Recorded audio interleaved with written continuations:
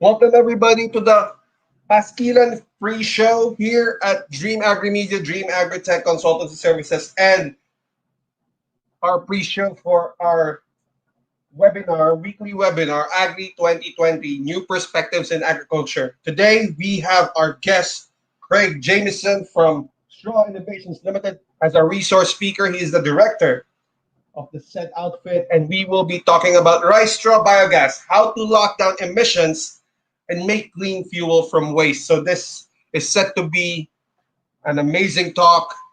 We will be broadcasting in about 5 minutes. So please guys, para sa mga nanonood, like us on Facebook, Dream Agri Media and Dream Agritech Consultancy Services. And paki-like, share, and subscribe na rin tayo sa YouTube. Meron na tayong 100 subscribers doon. So please, please, please, punta kayo doon. And paki-like kami. Paki-share na rin itong stream na ito. So, para matuto tayo mula kay Sir Craig. And bago tayo mag-start, let's see an ad from one of our brothers in the industry, one of our partners in the industry.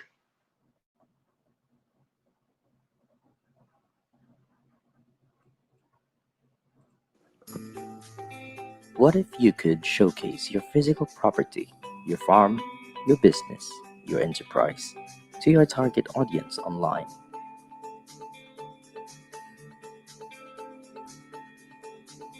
360ph creates immersive experiences for your clients or even for family and friends.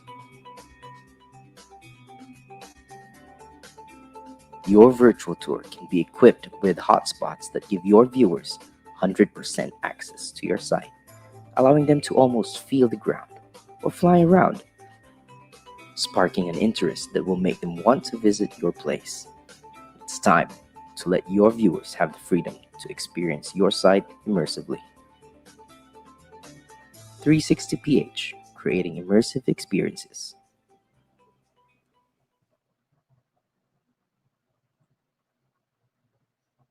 That was 360ph, guys. So please do head on to their website, 360ph.net,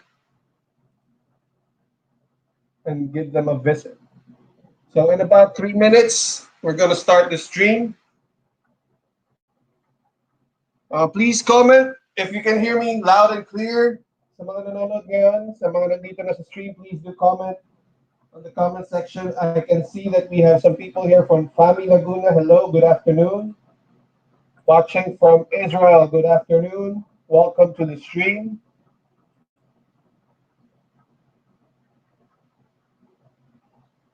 Yes, in about 3 minutes, we will be on.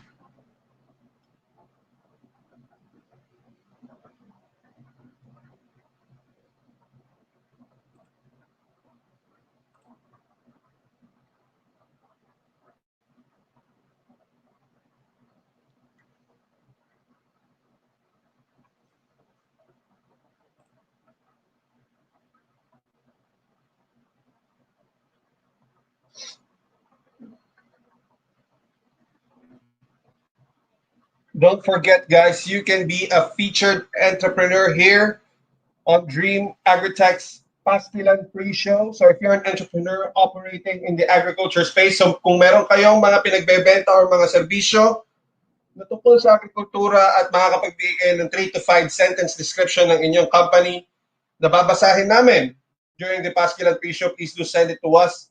You can also provide yung mga links ninyo, Facebook, Twitter, at yung inyong website, photos ng mga products ninyo, and send us your company logo along with your contact information so that we can broadcast it during the pre-show. And of course, if you are willing to give away samples or discounts sa inyong mga product, malaking kadagdagan yan para sa ating mga manonood.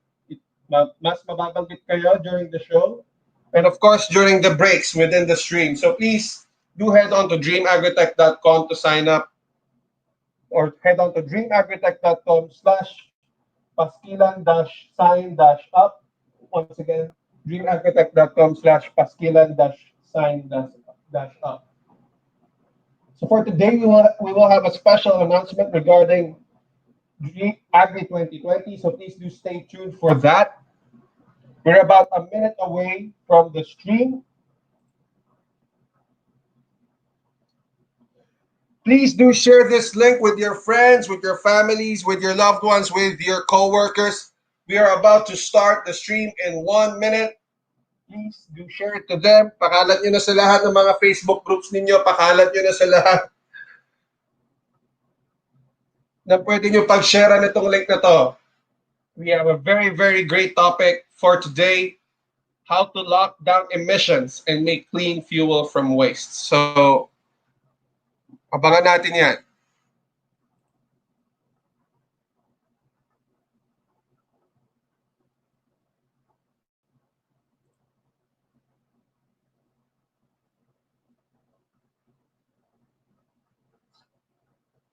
All right.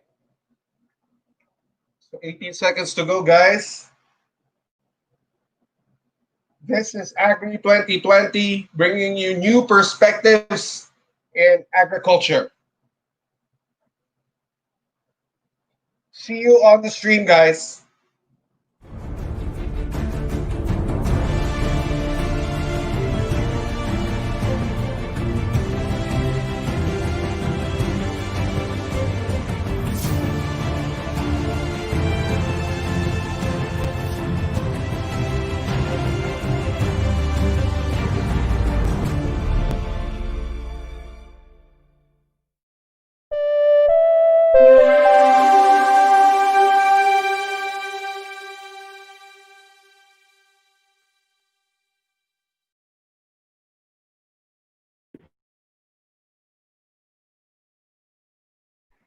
Hello!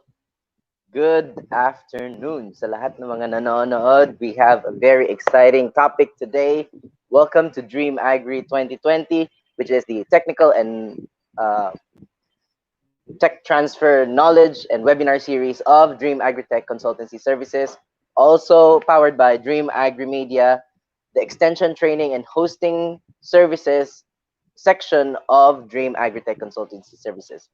So my name's Jim. For those who haven't seen me yet in the past webinars, my name's Jim. I'm here with Dax and Justin in Dream Agri Media, where we give to you and we bring to you awesome speakers with different topics that will broaden our perspectives in agriculture, especially in the context of the Philippines. So today, we have a very interesting topic because this is something that is found everywhere in the country, almost everywhere in the country.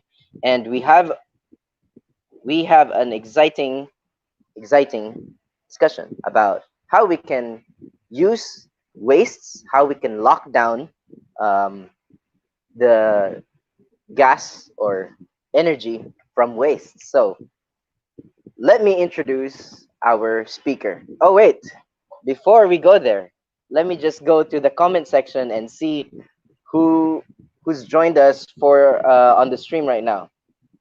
So for the benefit of everybody, tayo po ay nagsasalita sa English kasi ang speaker po natin ay isang British pero matagal na pong dito nakatira sa Pilipinas, at ang research niya ay nakatutok sa kung anumang resources ang meron dito sa bansa. So we have, what was that? From Laguna State Polytechnic University in Siniloan, Laguna. Hello po. We have somebody from FAMI Laguna. Hello. Thanks for joining us. Wow, we have somebody from Israel joining us. And then I see familiar faces also on the stream. No? We have Tito J. Hello, Tito Joseph. Thanks for joining us. We have Arla Agrupis, who's also here. I see somebody from Batangas City. Hello. We have Prof. Mika Karada also joining us. And we have people from, we have the usual faces that we see on the stream. Thank you again for tuning in. Hi, Sir Ferds. Thanks for tuning in. Just a reminder before we introduce the speaker and go straight into the discussion. Just a quick reminder, the webinar certificates are only given to those who've complied. Dito sa webinar natin, may batas. Okay? So please comply. The first is that you've registered for the webinar. The second is that you've participated or at least you're present all throughout the webinar. And the third is you have to fill out the evaluation form at the end, which will be shown on the screen. So no evaluation form, no certificate, strictly being implemented, okay, and strictly being enforced, just in the spirit of fairness for everybody who's also on the stream. Okay, so we will show that link at the end of the webinar, so please stay tuned also. And that just also you can help us with how we can improve the stream and how we can improve the webinar, just so that we can give you better quality in the future also, because you are our priority. All right, now let's get to the discussion. Let me introduce our speaker. Craig is originally trained in horticulture and has a master's degree in international rural development. He has worked in business management, consultancy, and also scientific research, specializing in sustainable biofuels and bioenergy. His work has taken him across Africa and Asia, developing bioenergy solutions that enhance rather than compete with food production. His clients have included the UK government, FAO, or the Food and Agriculture Organization of the United Nations, the World Agroforestry, or also known as ICRAF here in the Philippines, and the ICRAF as a whole, and the International Rice Research Institute. In 2016, with the support from DFID and Innovate UK, Craig, you're going to have to correct me if I'm wrong. The DFID stands for the Department for International Development, or you could correct me later if I said that wrongly. He set up his own company with the support of DFID and Innovate UK called Straw Innovations Limited here, which you can see on the logo. Straw Innovations Limited aims to establish a pilot plant making clean fuel from rice waste. Okay, without further ado, let's welcome Craig Jamieson to the screen. Hello, Craig. Hello. Hi, Jim. How are you doing? I'm doing very well, thank you. Yeah, still here, semi-lockdown in my house in Los Baños, Laguna. And okay. Yeah, great to be with you. Thank you to you, Jim, and to Dax and the team at Dream Agri Media for inviting me. Yeah, thanks also for obliging us or indulging our invitation. It's a pleasure. Could you verify that DFID stands for the Department for International Development of the UK government? Yeah, that's right. It stands for Department for International Development in the UK. It's sort of like they also call themselves UK Aid, as an aid donor to help development around the world. Yeah. Okay. So Craig, we have a lot of people joining us in the stream. If you've heard, we have people coming even from Israel. We have people from Mindanao, from Cagayan de Oro City. We have from Central Luzon, which is one of the rice capitals of the country, Nueva Ecija. Yeah. So all the discussion today would be very much, how do you say this, applicable to the different regions of the country where there are rice-based farming systems, yeah?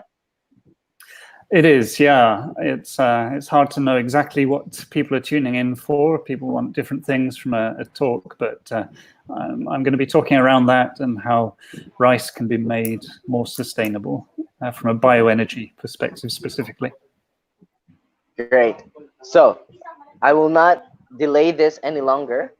And so I'll turn this screen over to Craig and for him to start with his presentation. So go ahead, Craig.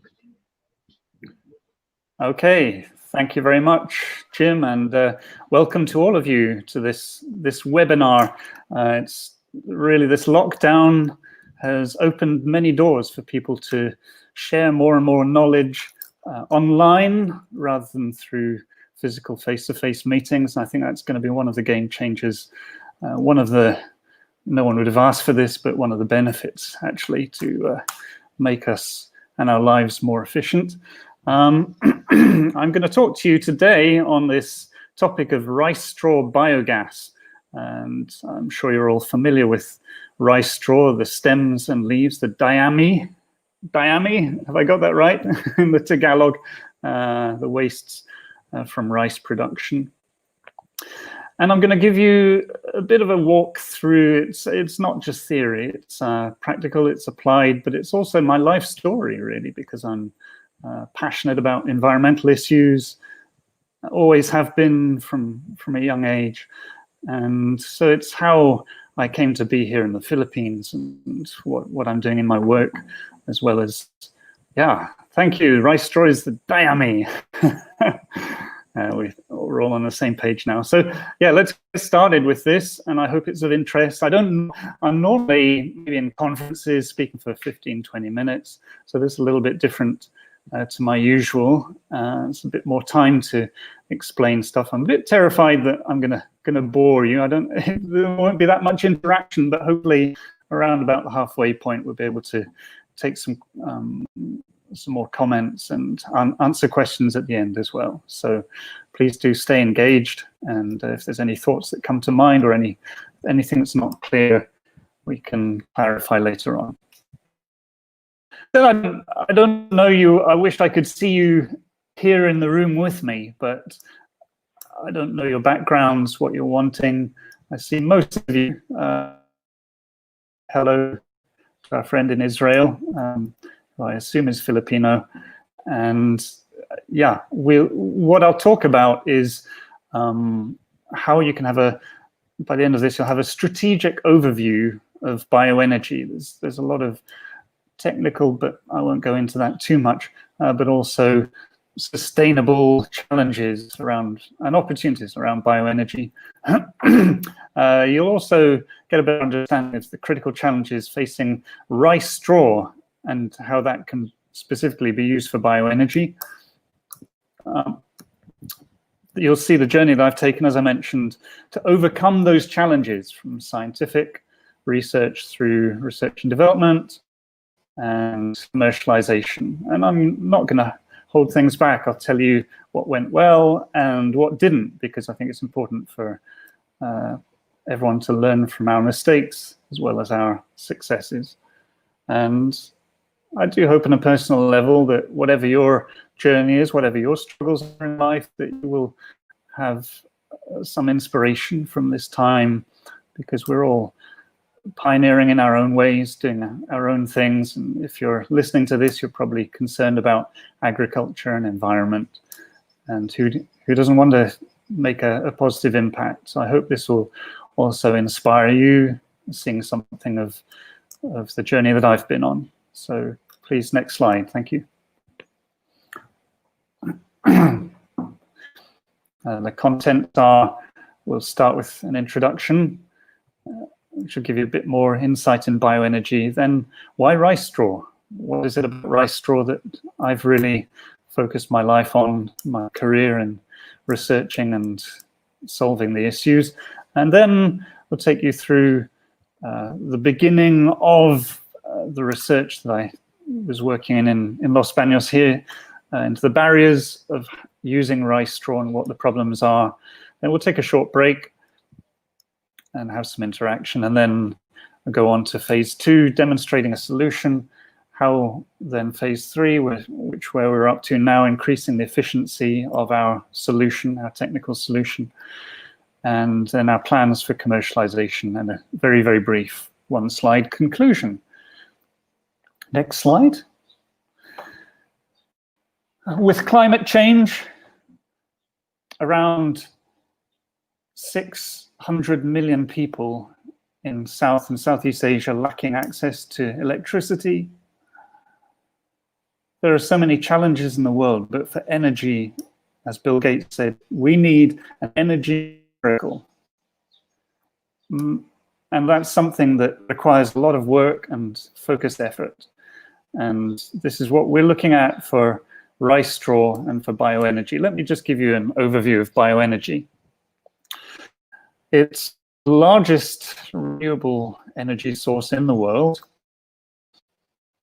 It's what we're about is energy from biological material, plants or animal waste, could be manure, could be crop residues, waste from food processing plants, and 75%, around 3/4 of global energy, clean energy, renewable energy, is from bioenergy, which may shock you because a lot of people talk about wind and solar, but bioenergy is massive, massive resource, and it's continually growing. As you can see, almost doubled in its installed in output in the last 10 years or so for the modern bioenergy. Next slide.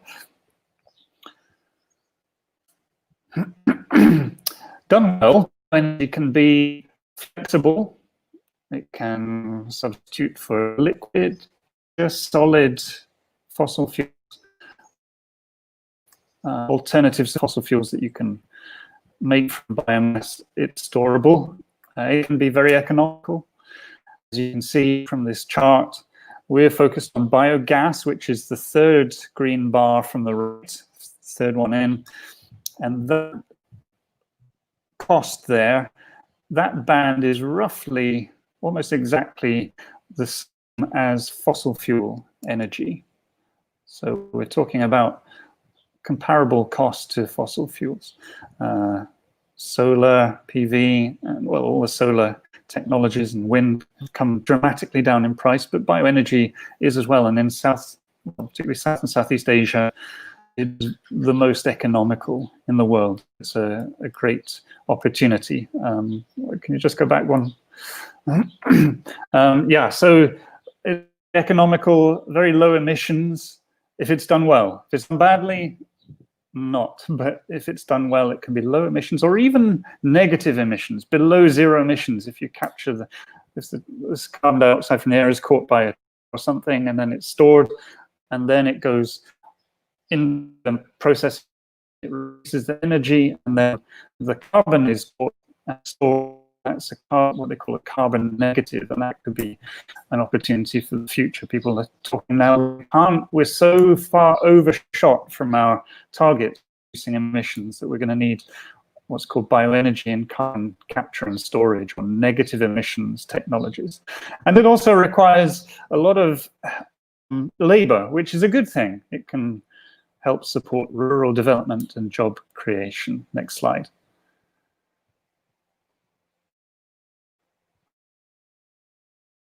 Done badly, bioenergy is a disaster. And having leapt into this and created a lot of incentives, governments around the world suddenly panicked about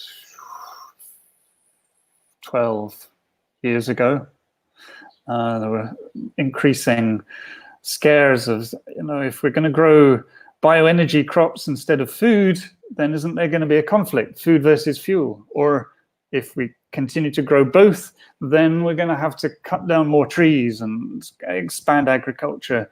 It could be a disaster. And the images came in of orangutans and unsustainable palm oil production for biodiesel, particularly in Indonesia, land being cleared for sugarcane, potentially in South America. And so the sustainability elements came to the fore.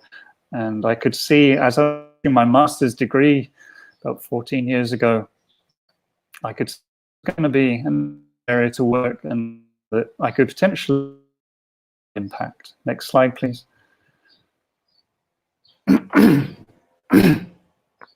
So I started to look for potential solutions. Can we just go back? Yeah. That started as I was finishing my master's degree, really, in 2016. I helped to bring together a team from the UK and we went on what's called a DTI, Department of Trade and Industry, as it was at the time, trade mission to Europe, around Europe, to Netherlands, to Germany, and to Finland.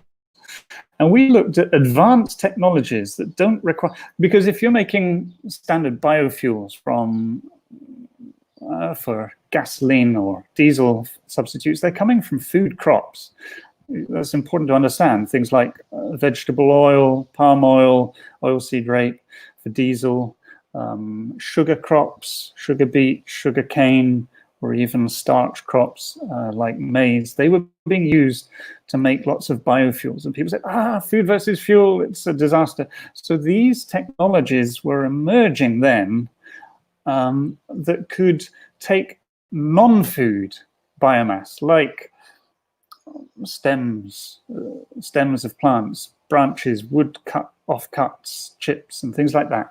And they could convert them through thermal processes, heating them up and driving off gases, that could be converted through a very clever technology to make liquid biofuels in something called Fischer-Tropsch synthesis. And a very clean burning designer fuels that could just drop into any fuel system, like for powering trucks and stuff like that.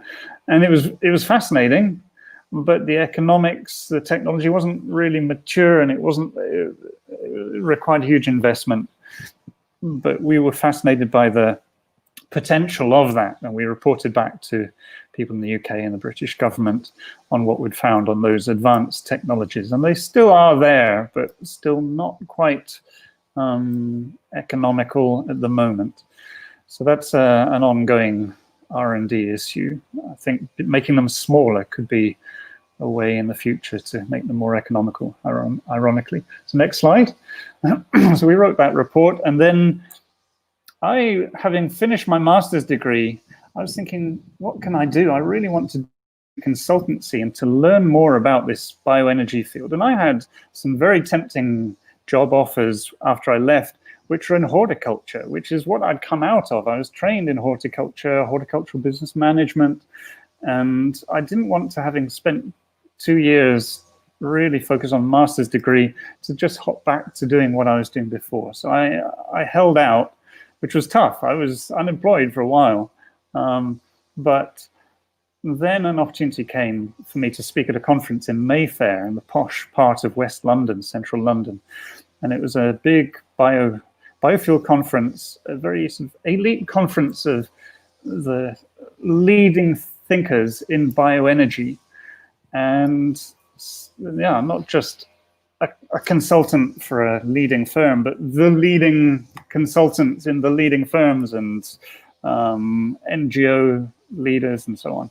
And they asked me to come. I was just out of my master's degree, sort of early 30s. And there I was speaking next to these government ministers and amazing speakers. And funnily enough, I'd been thinking about how food and fuel could be co-produced in agricultural systems. And I gave my speech and took some questions at the end, sharing a platform with some amazing people. But at the end of that, the conference, they asked me, or they asked the audience rather, what's your feedback on this and how do you rate these speakers? And they gave me the highest score of all those speakers. There I was, just sort of finding my way with a few ideas, but I was really passionate about it. And so I went to the organizers of the conference, what's called the low CVP, Low Carbon Vehicle Partnership in the UK, and said, is there any small bit of funding that you could give me just to get me started doing some consultancy as a freelancer? And they said, normally no, but in this case, actually, we do have a little bit. If you want to write a report for us on what you've been talking and thinking about. And so I did, and this was that report, how food and energy, food and fuel can be co-produced. So instead of competing with each other, the energy could be surplus or could be even used to help power agriculture and increase food security. Next slide, please. That led me on to an opportunity to do something for the British government as a consultant, private consultant, on what they called the Gallagher Review. This was where the government had provided all these incentives for biofuel production, and then suddenly these sustainability issues were coming up to bite them. And so a chap called Ed Gallagher, a leading figure, headed up this review, and lots of people supported that effort in trying to get a database of information that could help inform the government decisions. And so I helped in that, looking at sub-Saharan Africa and the sustainable potential for biofuel production. Next slide. That report was headed up by a company called AEA Technology in the UK, which was at that time the leading clean energy consultancy, listed on the AIM sub of the London Stock Exchange. And they had an elite team who were sort of helping to lead that research. And they, just after that, had an opportunity for a bioenergy consultant. And I was so impressed with them. I applied and thankfully got a job for a while with them, looking at pushing the boundaries of knowledge in bioenergy in the UK. And we just go back one. So we did this study on what are the gaps in knowledge and research. What do we still need to know more about in bioenergy to get the information to make those decisions? Next slide. I was part of that report, and then for the Department for Transport. And then I led my own research project or consultancy project, building on what I'd done in that first report that I'd done, for the low CVP, looking at how we can close the loop in agriculture and use co-products and byproducts and wastes to make fuel and to increase food and energy security. And that we call closing the loop, for a group called the National Non-Food Crops Centre, bit of a mouthful, NNFCC. Anyhow, that was another report I did for AEA. And then next slide, the UN Food and Agriculture Organization heard me giving a talk, and they said, we like what you're doing. I think there's something in this. Will you come and work for us as a consultant, independent consultant? But we have a team of 3 or 4 in the UN who we're wanting to write a report on this, and we'd love your input to that. So I worked with them, just a small team, and we produced this report called Making Integrated Food Energy Systems Work for People and Climate. And this was focused on developing countries, which is where my heart was.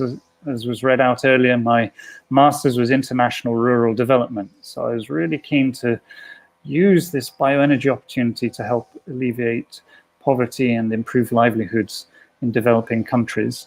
And we called these systems of food and energy production IFES, IFES, Integrated Food Energy Systems, just because UN loves acronyms. UNFAO, it is an acronym itself. So anyhow, we called them IFES, Integrated Food Energy Systems. So it's integrated, it's not competing. That was the key takeaway. And next slide, please. That was something that got good critical acclaim. We split these IFES, these integrated food energy systems, in 2 broad categories. One, type 1, we called it, was essentially agroforestry, if you're familiar with that, but it's where trees are grown in food production systems, and they can produce, in this case, well, multiple products, but in this case, the output of that system as a whole is food and fuel. More food because the trees provide a role like sheltering, storm protection, reducing erosion. They can help in climate change adaptation, which is critical here in the Philippines, and they can increase yields of food and fuel production. That picture in the background is a tree that you'll be familiar with if you're in the Philippines. It's a mangrove palm, or nipa, and people love the leaves here for making roofing for huts, nipa huts, kubos, and it's also has an underestimated production, I would say, underestimated ability to produce lots of sugar. You can make nipa wine, nipa vinegar, nipa sugar, but that profuse amount of sugar can be used to make ethanol as well. And in fact, there's a project in the north of the Philippines doing just that, whilst at the same time helping to preserve natural habitats, have spawning ground for fishes at the base there, which are vital for our food system in the oceans. and protecting the land, the hinterland, from storm damage. So there's an example of an integrated food energy system, potentially. Next slide, please. The other kind of integrated food energy system is a type 2, which is a sort of closed loop system, you could call it that, where the biomass use is cascading. There are high value, then there's lower value, and byproducts and waste. And so it's a little bit like these champagne glasses that you sometimes see stacked up, and you pour champagne on the top, and then it all flows down. And with this, an example would be biogas. That's the photo in the background. Biogas, with the American influence in the Philippines, gas gets confusing when you say gas. We're talking about gas as in not the liquids, not gasoline, but biogas, methane gas, which comes from wastes basically being put into a tank like that in the background, fed into it with lots of water and stirred around like a big soup tank. And those agricultural wastes, you've had your food already, then the wastes go into that and they produce gas, methane gas, which is a clean burning fuel, and then fertilizer, which can be used to increase food production. So it's a closed loop system, integrated food system, energy system type 2. Thank you. Next slide.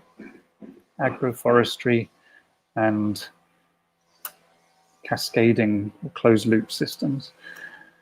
That report, as I said, got widespread acclaim. One of the leading bioenergy magazines that I just happened to be reading listed it at the end of that year as one of the highlights of that year, among other groundbreaking events in bioenergy. And I think it was groundbreaking because it was bringing together these warring factions. You know, some people had started these bioethanol plants and said, oh, we've invested hundreds of millions of, or $100 million in this plant. You know, don't take away the incentives now. You told us you're going to give us these incentives for creating this clean fuel. It's not us who's cutting down rainforests. You know, this is our credential.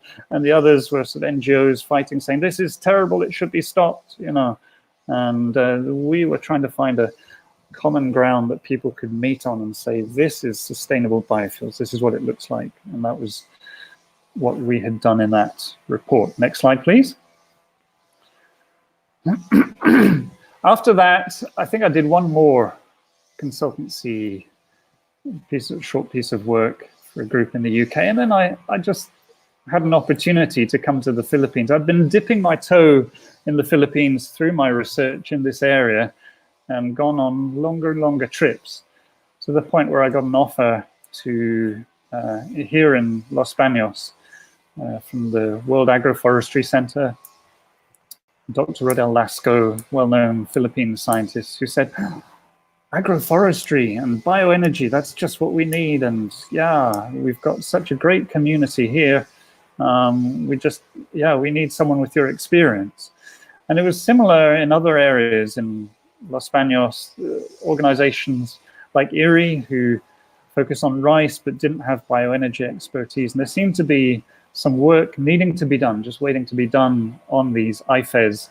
The idea was to take scientific research and to put it into action. So these high-level strategic UN, British government type consultancy reports that I've done, you know, they needed to be earthed. Some people are happy writing those sort of things all their life, fine, good for them.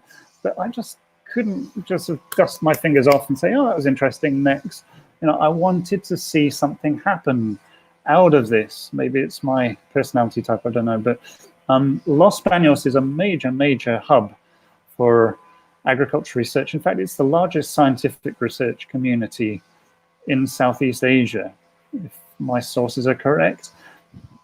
And moving here in March 2012 gave me an opportunity to work with experts in their field who have great networks around Philippines and the region, Southeast Asia, and to start to try to demonstrate the best of something and to scale it up and get business models going and to work with policymakers to create a warm environment to make these things happen. Because if you have an idea, you want it to bring benefit, don't you? You want to get it out there. And that was why I moved here, not with a job offer even, but just the opportunity to collaborate. I had a comfy, cushy, cozy life in London doing consultancy, and it was very lucrative, but I didn't want to just do that and write reports forever. I wanted to work with people to implement them. Next slide, please. And here are some of I mentioned a couple already, ERI and World Agroforestry, but some of the many leading institutes and organizations in scientific, agri, and environment research here in Los Baños, and a number of them I am partnering with already. Okay, next slide. So that brings us here, wonderful Philippines. I love it here and the people. And I got, through my time in Erie, I got to have some exposure to the diami, the rice straw, and what a massive threat, but also opportunity it is to do something with it. So why rice straw? Well, next slide. We have a problem in rice production. I know people here love their rice, but it is actually one of the big emitters of greenhouse gas emissions. 48% of all crop emissions globally is just from rice.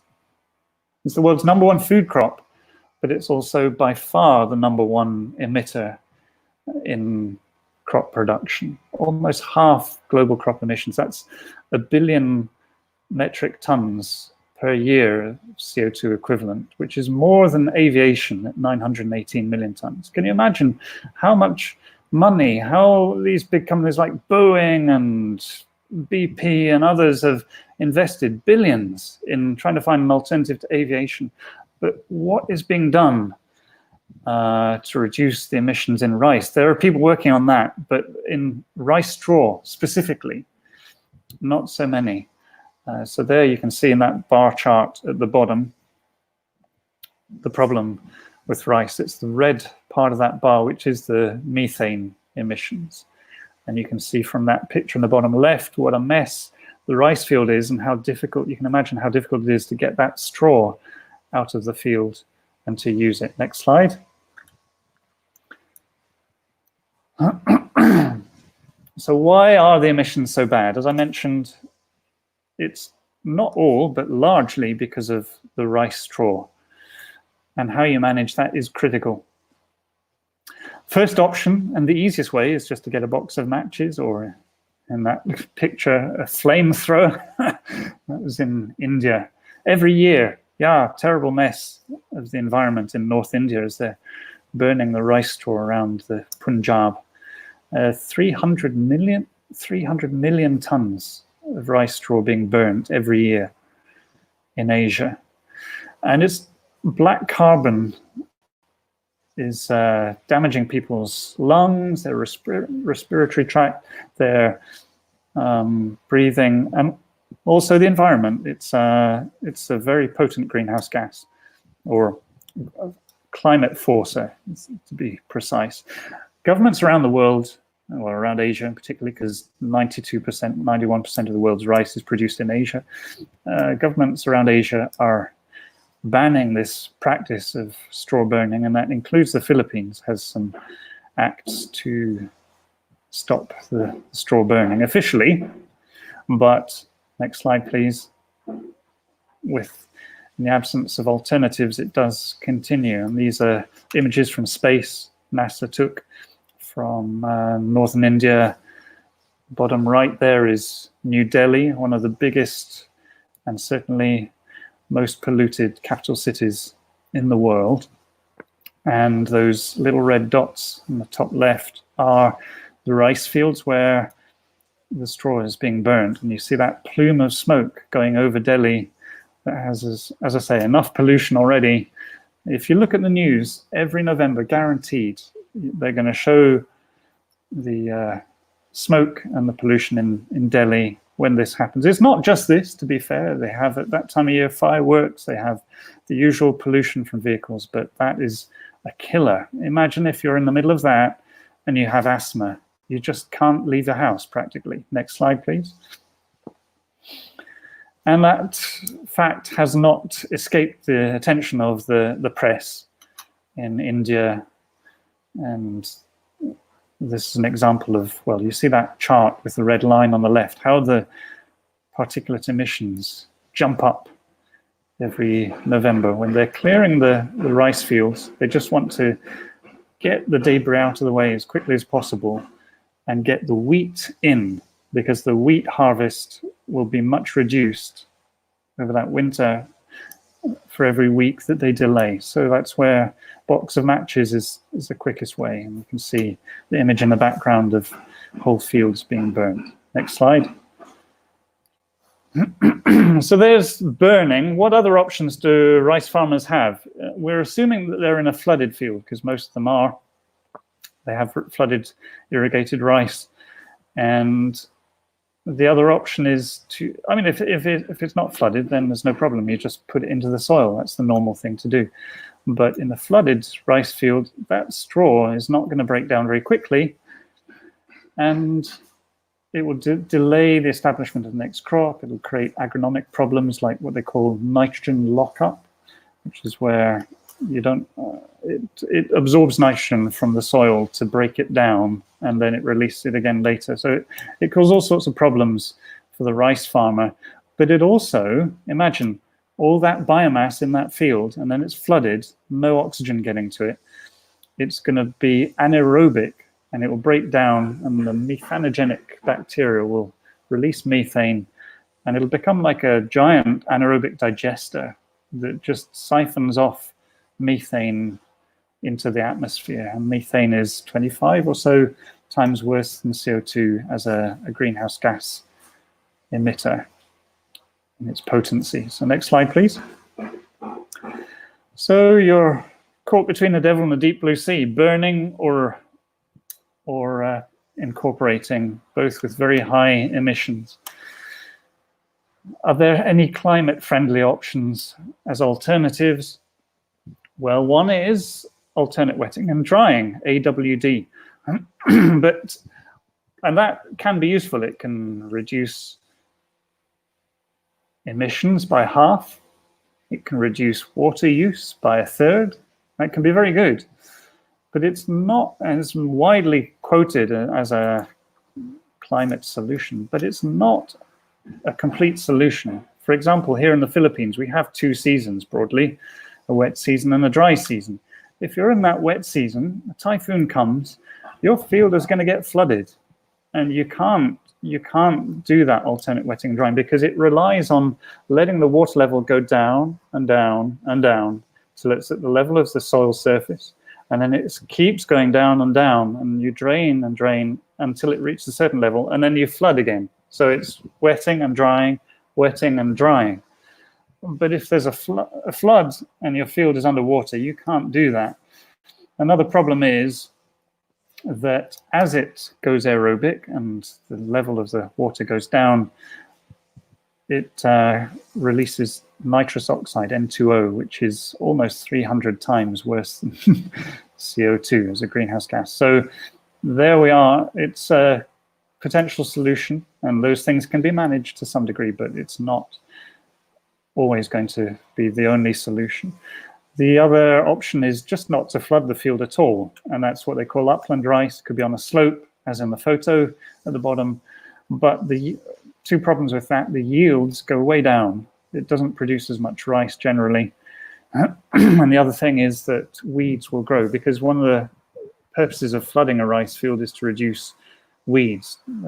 Most weeds can't compete in a flooded environment, and for every kilo of weeds you produce, you lose a kilo of rice in your harvest. So there, either you've got to do a lot more backbreaking labor, manually weeding, or use a lot of herbicide. So those are two alternatives, but they're not in themselves perfect solutions.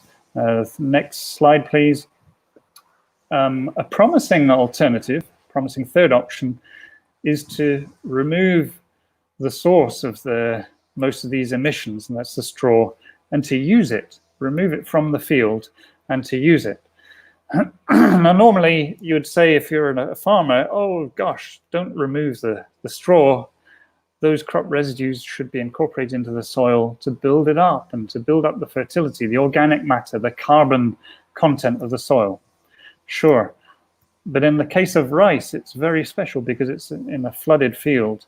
It's not oxidizing. Therefore, it's not breaking down as quickly. And studies have shown, as you can see in that bar chart on the right, that even if you remove all the above ground biomass, these studies were done at IRRI, the International Rice Research Institute, over decades, the carbon level of the soil didn't go down. In fact, it went up very slightly because you're leaving the roots in. And in an anaerobic flooded rice field where you've got flooded rice followed by flooded rice, those roots are enough carbon or organic matter just to maintain that soil carbon level. So you can remove all the straw. Okay, you have to put fertilizer on to replace the nutrients that are lost, but the organic matter is not being depleted, and that's very important. So for bioenergy or biomass specialists like me, this is mouth-watering because you could potentially have a vast resource, hundreds of millions of tons per year, no food versus fuel compromise. This is something that could be helping to unlock the green economy or the bioeconomy for food, fuel, biomaterials. Next slide. Just removing that straw has a massive effect on the methane emissions. About 0.5 ton CO2 equivalent is saved in emissions just from removing it. And that's leading to a potential of about 6 million tons of CO2 equivalent per year in the Philippines that could be saved. Imagine, that's a lot of greenhouse gas emissions.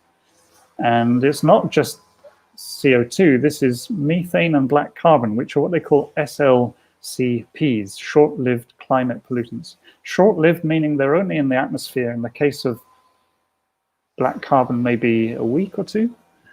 In the case of methane, a decade, roughly. But they're short-lived. So in that time, if you manage to stop those emissions, very quickly they will make a difference, have a big impact on climate change.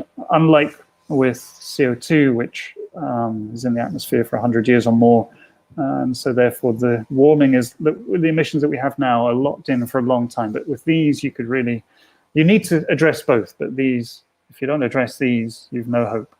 So these are potentially very rapid impact climatically. Next slide, please.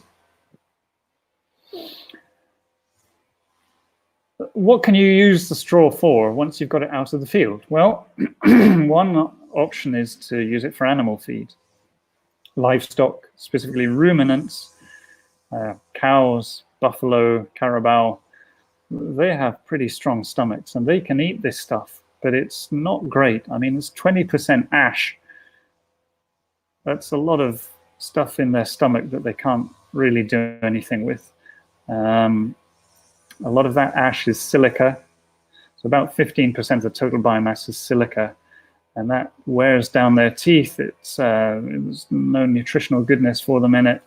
There's not much nutrient in it. You can add things like nitrogen and molasses and make it into a sort of a silage, but on the whole, it's pretty tough to digest. So they're going to have low nutrients from that, poor digestibility, and their productivity will suffer as a result. So that maybe they will maintain, if you're lucky, their weight.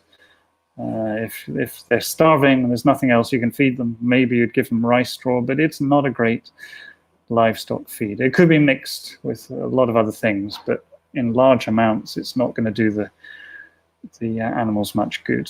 And so it'll increase the costs, and therefore you need more animals for the same output of product, whether it's dairy product or meat. And so, yeah, it's going to increase the greenhouse gas emissions because you need more livestock for the same output. Next slide, please. What else can you do with the rice straw? Well, you can grow mushrooms on it, and this is great. You know, you can make $123 profit per ton of straw. It's profitable, it's proven. You use it as, like in those bags there, that bottom, those bags, they are filled with rice straw.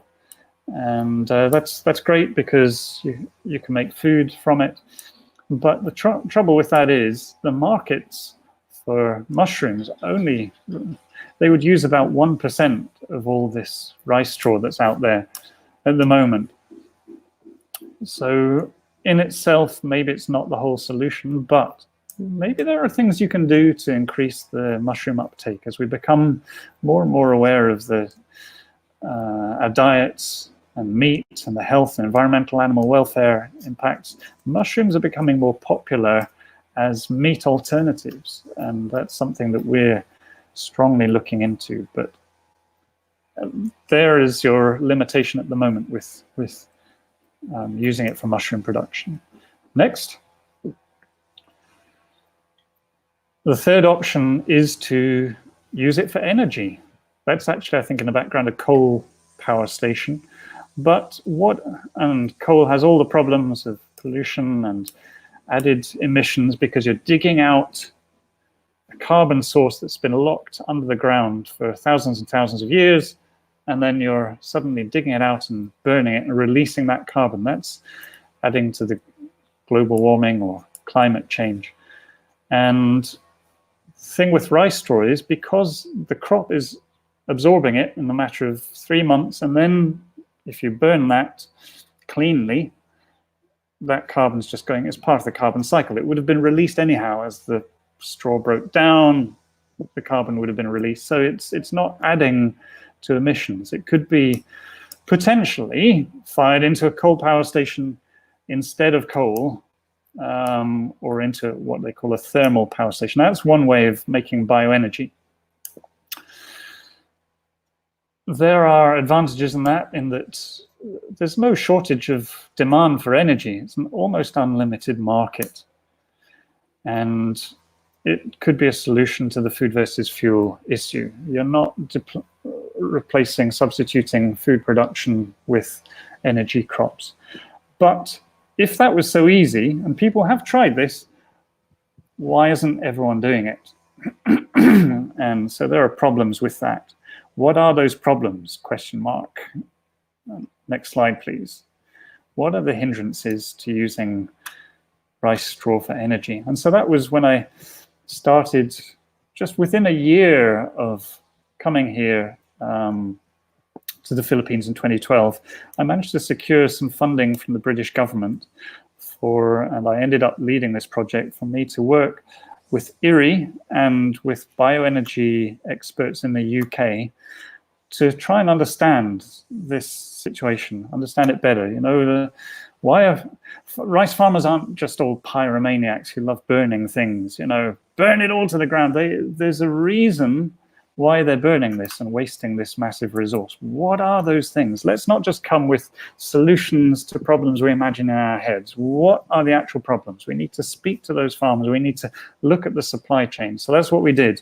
And this, what we call the Rice Straw Energy Project, not surprisingly, 23 to 2016. And we identified the barriers. And there were 4 that we looked at.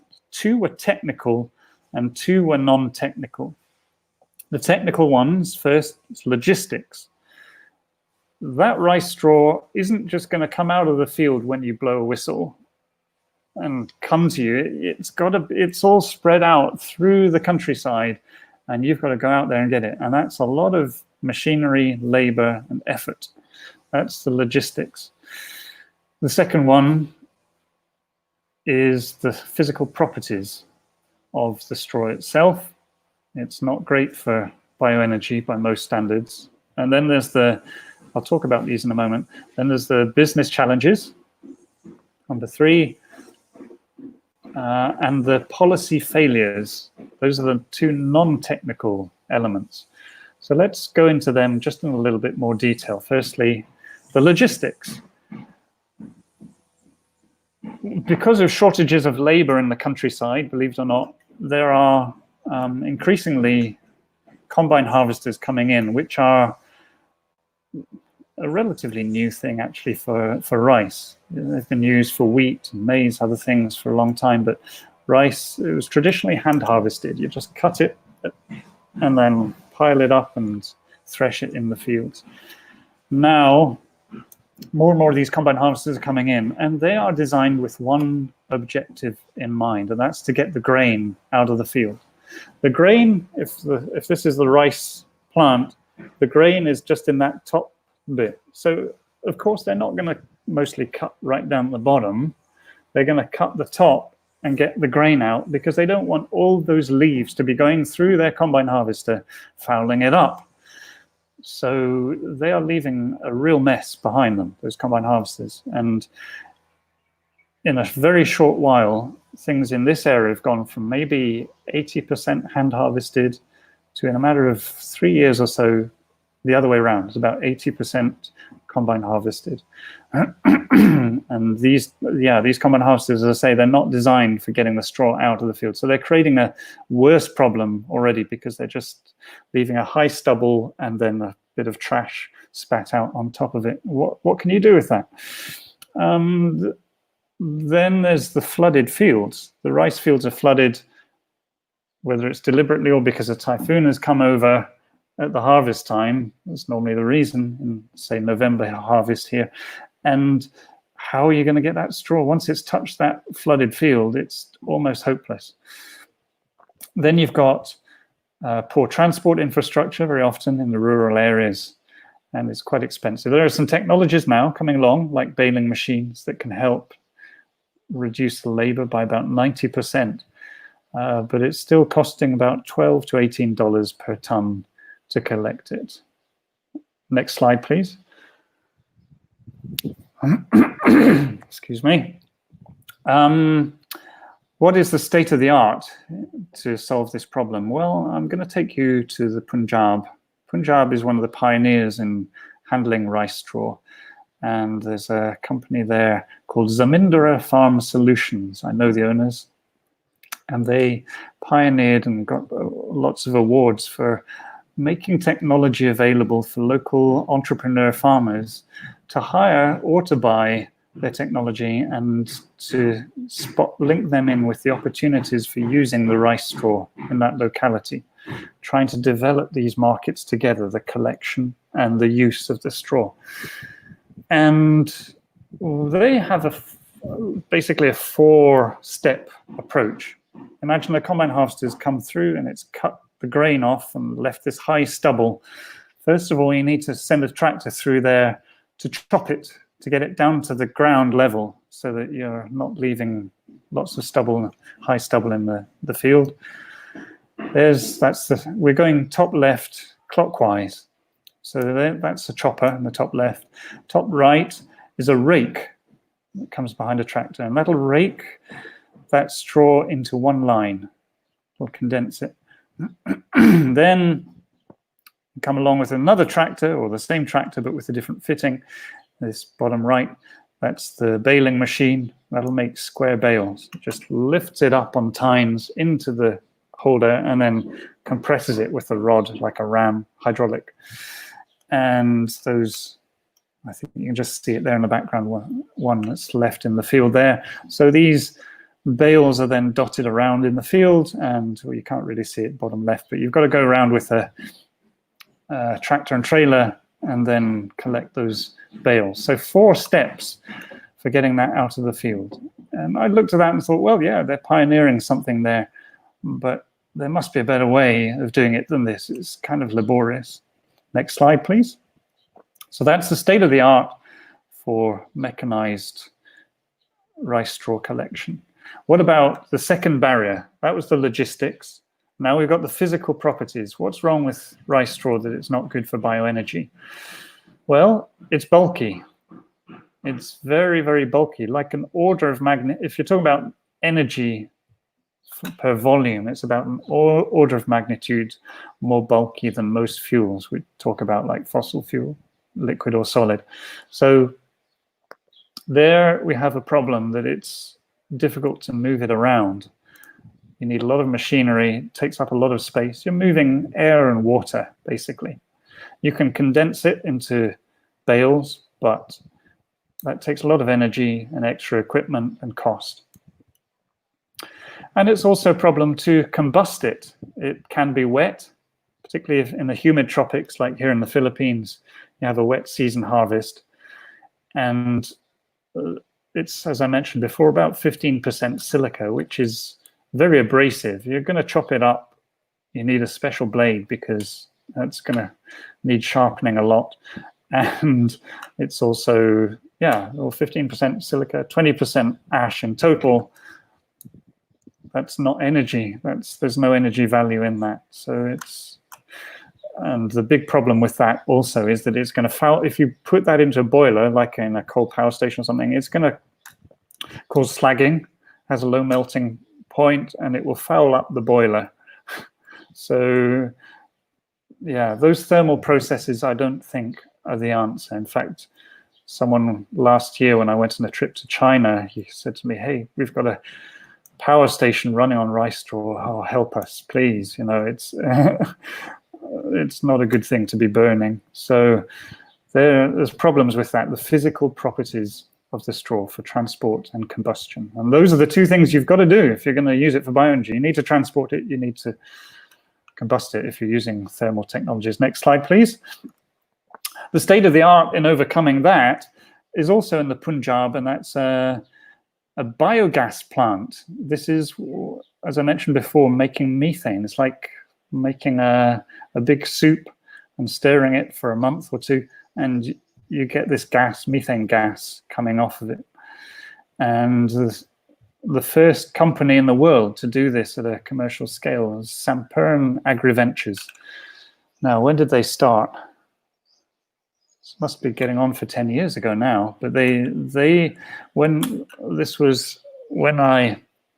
when we met them, it was it'd been going about 3 years, and yeah, that they had several iterations trying to make it work, because normally if you just put whole bits of straw into a digester and then try to stir it, it's going to foul up the mechanism, it'll float, it's a problem. So they had to develop a special approach, which they did with help from the Indian Institute of Technology. And it's a 1 megawatt power plant. So they take the gas, they fire it into an engine, just like you would with a diesel engine or something, but it's specifically for using methane gas. And then they sell the fertilizer that's left over at the end. And that actually is very critical for the economics. That silica in there that was a pain in the neck for the bioenergy is actually an asset if it's a fertilizer. Next slide, please. So we've had the problems of the logistics or the collection of the straw and the physical properties. What are the business challenges? Well, on top of that, those two are bad enough, but then on top of that, you've got high transaction costs. Most farmers, like 3/4 or 80% of farmers in the Philippines, are farming on 2 hectares or less, most of them 1 hectare or less. And that means that if you want to set up a plant gathering all this straw and processing it, you need to speak to a lot of farmers and get their permission. And there are very high transaction costs on top of those two, logistics and the physical properties. So there, it's almost like a non-starter. Next.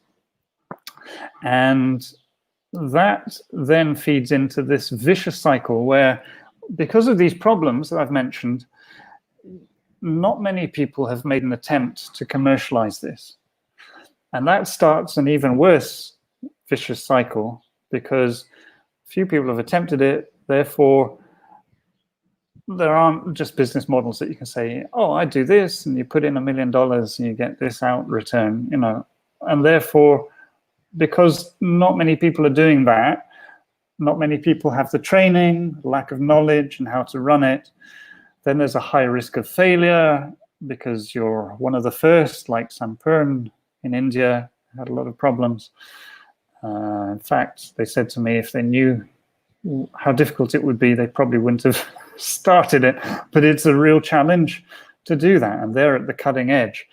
And then because of all those risks, there's not much capital that's available. It'd be very high cost if you could get it, and that's likely to make it even harder. So even fewer people attempt it, and you get stuck in this cycle of business challenges. Next slide.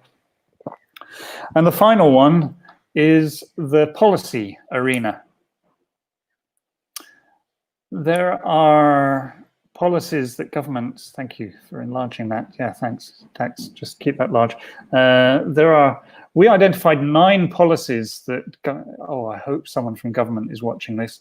9 policies that could help to advance bioenergy or use of rice straw for energy. And one is, as I mentioned, a lot of people are doing this, a lot of governments are doing this, prohibiting the open field burning. But I do feel sorry for the farmers in that instance because, well, maybe they'll get a fine, but what else can they do? And they're not wealthy. They call rice a poverty crop.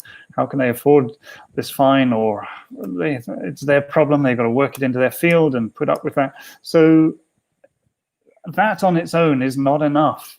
That's a key point. Just banning rice straw, slapping them on the wrist or giving a fine is not enough. Second, and often, I mean, they say there's great laws in the Philippines, but they're not enforced well. And often farmers are just carrying on with the burning anyhow. Secondly, there can be strategies that governments can put in place to tackle the burning of rice straw and see what alternatives there are. Thirdly, support for agribusinesses that might have the logistics supply chain to help to address this.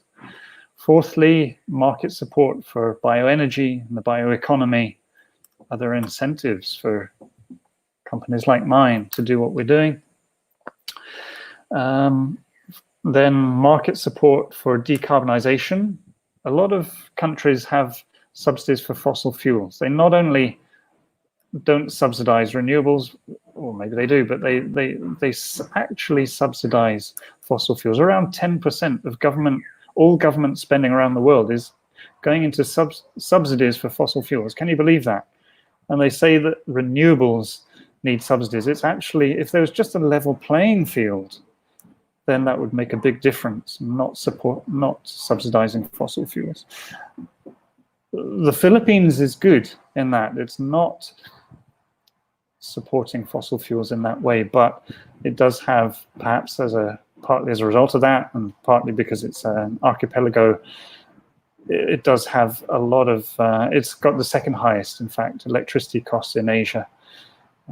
But at least it's not subsidizing the fossil fuels. So it's a level playing field for renewables. Indonesia has gone through a similar thing where they would have gone bankrupt if they carried on subsidizing fossil fuels the way they were. So they've been reforming. So that's good. And then we've got national air quality plans. A lot of countries have that. How can you improve the breathability and cleanliness of the air? Public research, like in IRRI, Phil Rice, what support is there for addressing these burning issues and developing alternatives, sharing information, and finally engaging farmers. And next slide, if we look at the importance of those, we went to scientists and a group of specialists and said, how would you rank those things? What are the most important? And if you look at that spider chart in the top right, the least important is the banning burning. Now, that's an easy thing to do. I'll ban straw burning, but that's the least effective on its own. The most effective in the top left is the farmer engagement. If it doesn't help out with the farmers, if they're not on board, then it's not going to happen. Can you click again, please? There, we put those 9, there we go. We put those 9 factors along the top of this chart and this matrix. And then up the left-hand side, we put the 7 different countries in Asia and how they're doing in that. This was just a snapshot at the time. This was 4 or 5 years ago.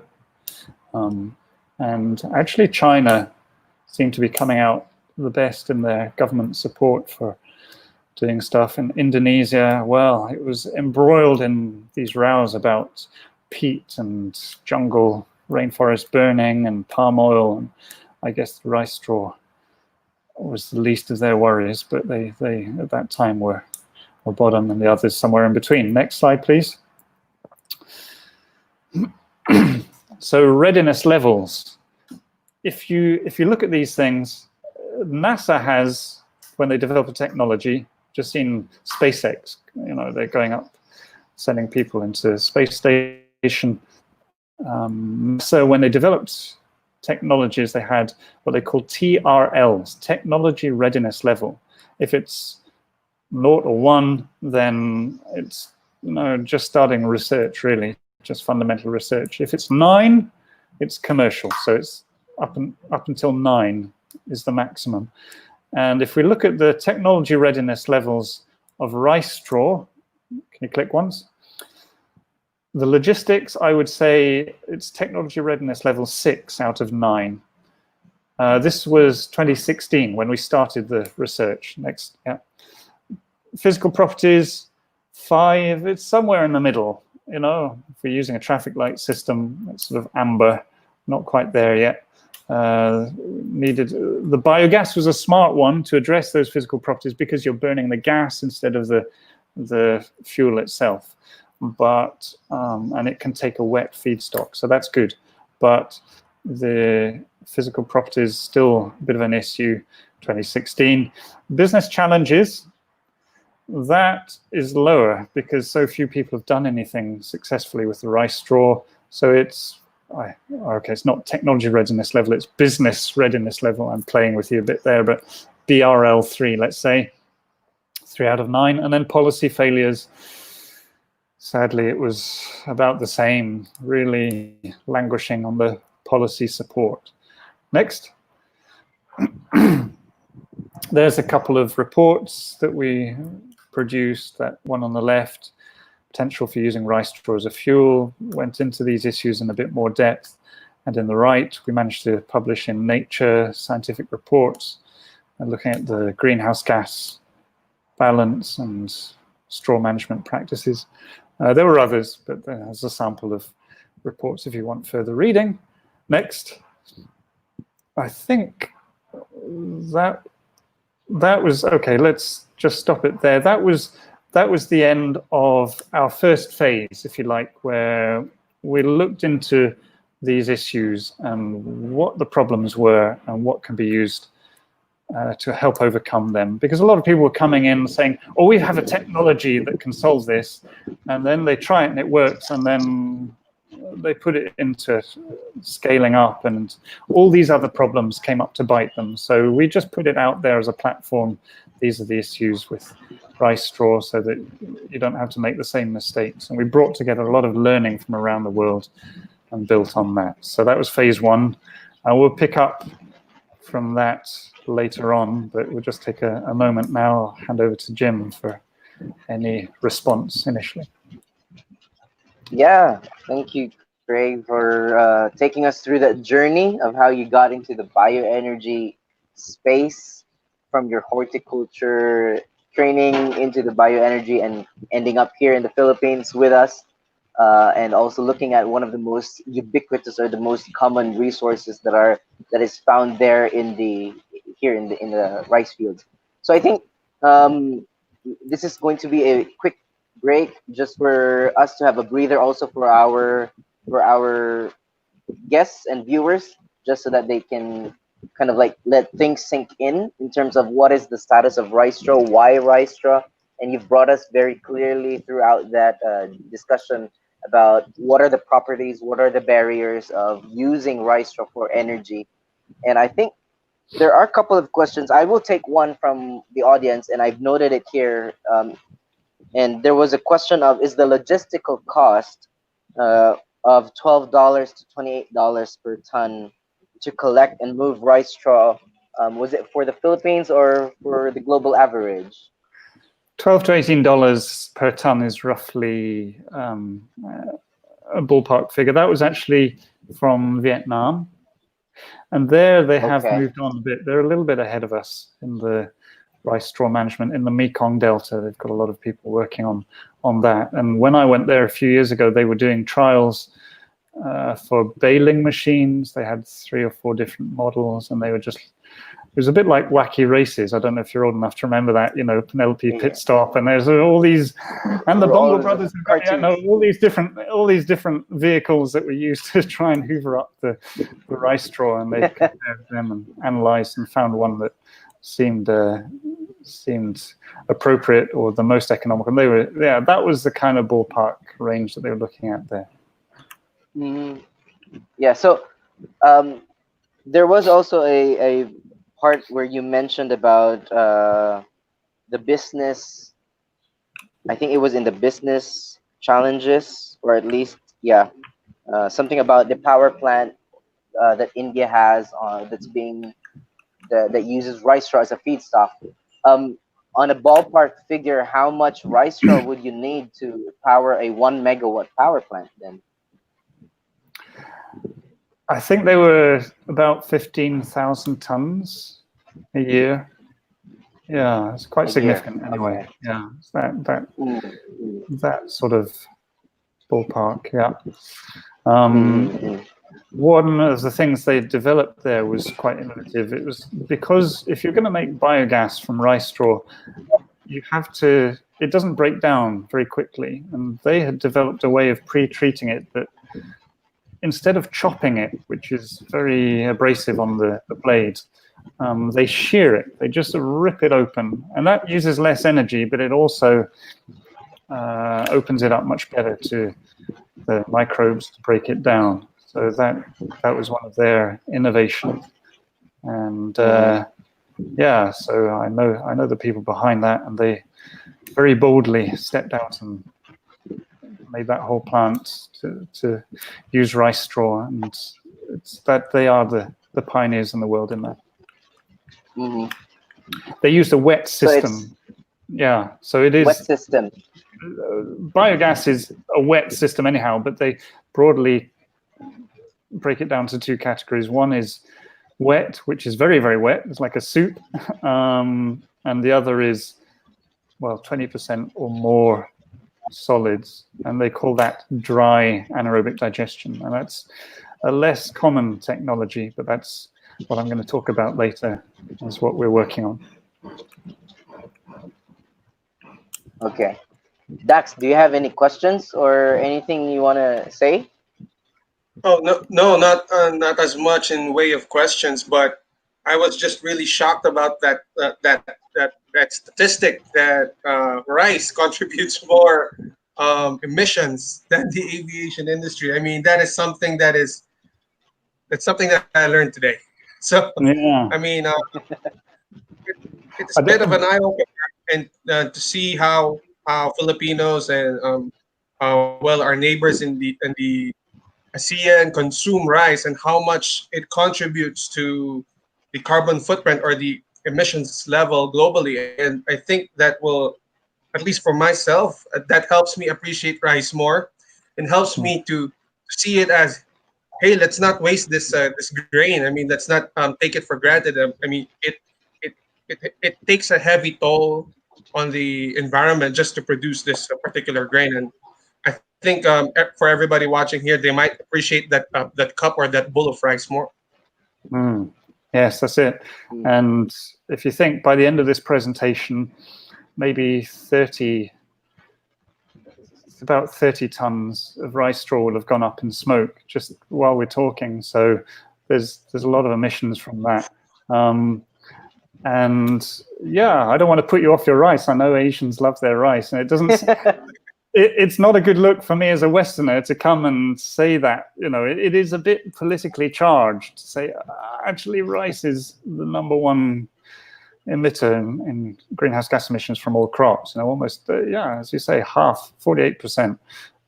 But it is a bit sensitive because it is so much part of the culture, the taste, the economy of these countries. So don't want to put you off your rice. We're working on a solution. Thank you for working on that. You mentioned that you hope that there are policymakers that would have joined us in this space. So the fact that this live stream will be recorded and will be kept online makes it easier for policymakers to to come in and assess, or at least to listen in. And I think that's one of the things way forward, that we need to get policymakers to also kind of see this aspect of bioenergy. So I think that's enough for now. We'll give you uh, phase 2 to 4 until the conclusion. And we're very excited to hear what solutions you've been bringing, and you and your company have brought to the Philippines. So go Okay, ahead, thank Craig. you. Thank you. And yes, I know policy is an area close to Jim's heart as well, and I hope we can develop solutions. It's got to be partnership, everyone working together, not in silos. So apologies if that was a bit long. That was a background just to give you, we're all at different stages. I don't know how much exposure you've had to bioenergy, but those are some of the key high-level issues on sustainability of biomass, bioenergy production, and how as I see it, focusing my career on finding solutions to these things, how rice straw could potentially play a part. But it's tantalizing, and we're not quite there yet. So this next bit is the perhaps the most interesting part, because it shows our path to actually demonstrating something that works. And that's phase 2. So I'd led that team at Erie and in the UK. Phase 1 came to the end of that. I was just private consultant. I wasn't actually Erie staff. So when that finished, I thought, why don't we just start trying to develop something practical? This was all part of the vision, as I mentioned, from the high-level consultancy to moving to the Philippines to get something going in the field. And that's really exciting. And so we thus started Straw Innovations, December 2016. We're coming right up to date now with what we called the Rice Straw to Biogas, R2B project. And we managed to find, I got some UK funding. This has all been supported by the UK taxpayer to help us to get to this point. The first project was 100% funded. This one, having started my company, I get some funds, most of my expenses reclaimed, but I had to this was a challenge, put my money where my mouth was. I put my life savings into setting up the company and this demonstration. And so sort of like co-funding. And we had partners in Biogas, Southampton University, and University of Manchester, or Aston University now, they moved down, 2 universities, and a technology provider in the UK who specialized in biogas kit. And we managed to find a site in Laguna in Victoria. So there's Los Baños at the bottom left of that map, that green map. We're just down at the bottom of, well, if you imagine Laguna Lake and Manila is at the top of it, we're just at the bottom of it. And we managed to find a small site, 0.5 hectare in Victoria. And this is just beside Victoria town, Victoria is the duck capital of the Philippines. When I first came to the Philippines, I didn't know what balut was. So that was all part of my education, theoretical in my case. But there's a lot of ducks, massive duck industry there. And there's a lot of rice all around there, a lot of straw. So potentially the manure from the ducks could go with the straw from the rice production. The straw has a lot of carbon. The manure has a lot of nitrogen. Together they make good compost, or in this case, biogas. It's like composting, but capturing gas from it. So next slide, that's our location. This is where I said I'd tell you our mishaps and things that went wrong. I discovered after writing the proposal and deciding, yes, I'd stay in the Philippines because it's easy here. I know the place. People speak English. Got this great scientific base behind me. But starting a business, it was horrible. I had to register with 6 government agencies. They didn't like it because I was foreign. If I started a coal power station, I could own it 100%. But because it's a renewable resource, it belongs to the Philippine people, therefore 60% of the company has to be Philippine owned. And I'm thinking, well, help, who do I give this to? 60%, this was all my money. And there we ran into a lot of problems. It went round and round in circles. And out of 191 countries, I think, in the ranking by the World Bank, Philippines is 173rd in terms of ease of starting a company. And for me, it was even worse because it was in the food and energy businesses. So it took 1.5 years to start the company compared with 1.5 hours in the UK. I mean, what can people be possibly doing all that time? It was just doing my head in, because it's like giving birth, I suppose. I don't know, as a man, but you just want to bring this thing forth, and being hindered at every step of the way. It was really annoying. Anyhow, I've got that off my chest. That was mishap number one. Next slide, please. Having said that, as I said, we're in a great community in Los Baños, and we got good support from the local government unit. And they said to us from the beginning, we don't want anything silly under the table, no nonsense, just what do you need? Help us, we'll help you to get started. We said we need land, we need farmers to be brought together, we need this, that, and the other. And they said, okay, when? And they helped us, to their credit. So that was good. The local government unit, the LGU, was on board. That's the mayor or as was mayor and the lead agriculturist. Next. We managed to, through the LGU, find some land that we could rent, and that was us signing the lease. So this gets really nitty-gritty. Next, this is how we got started.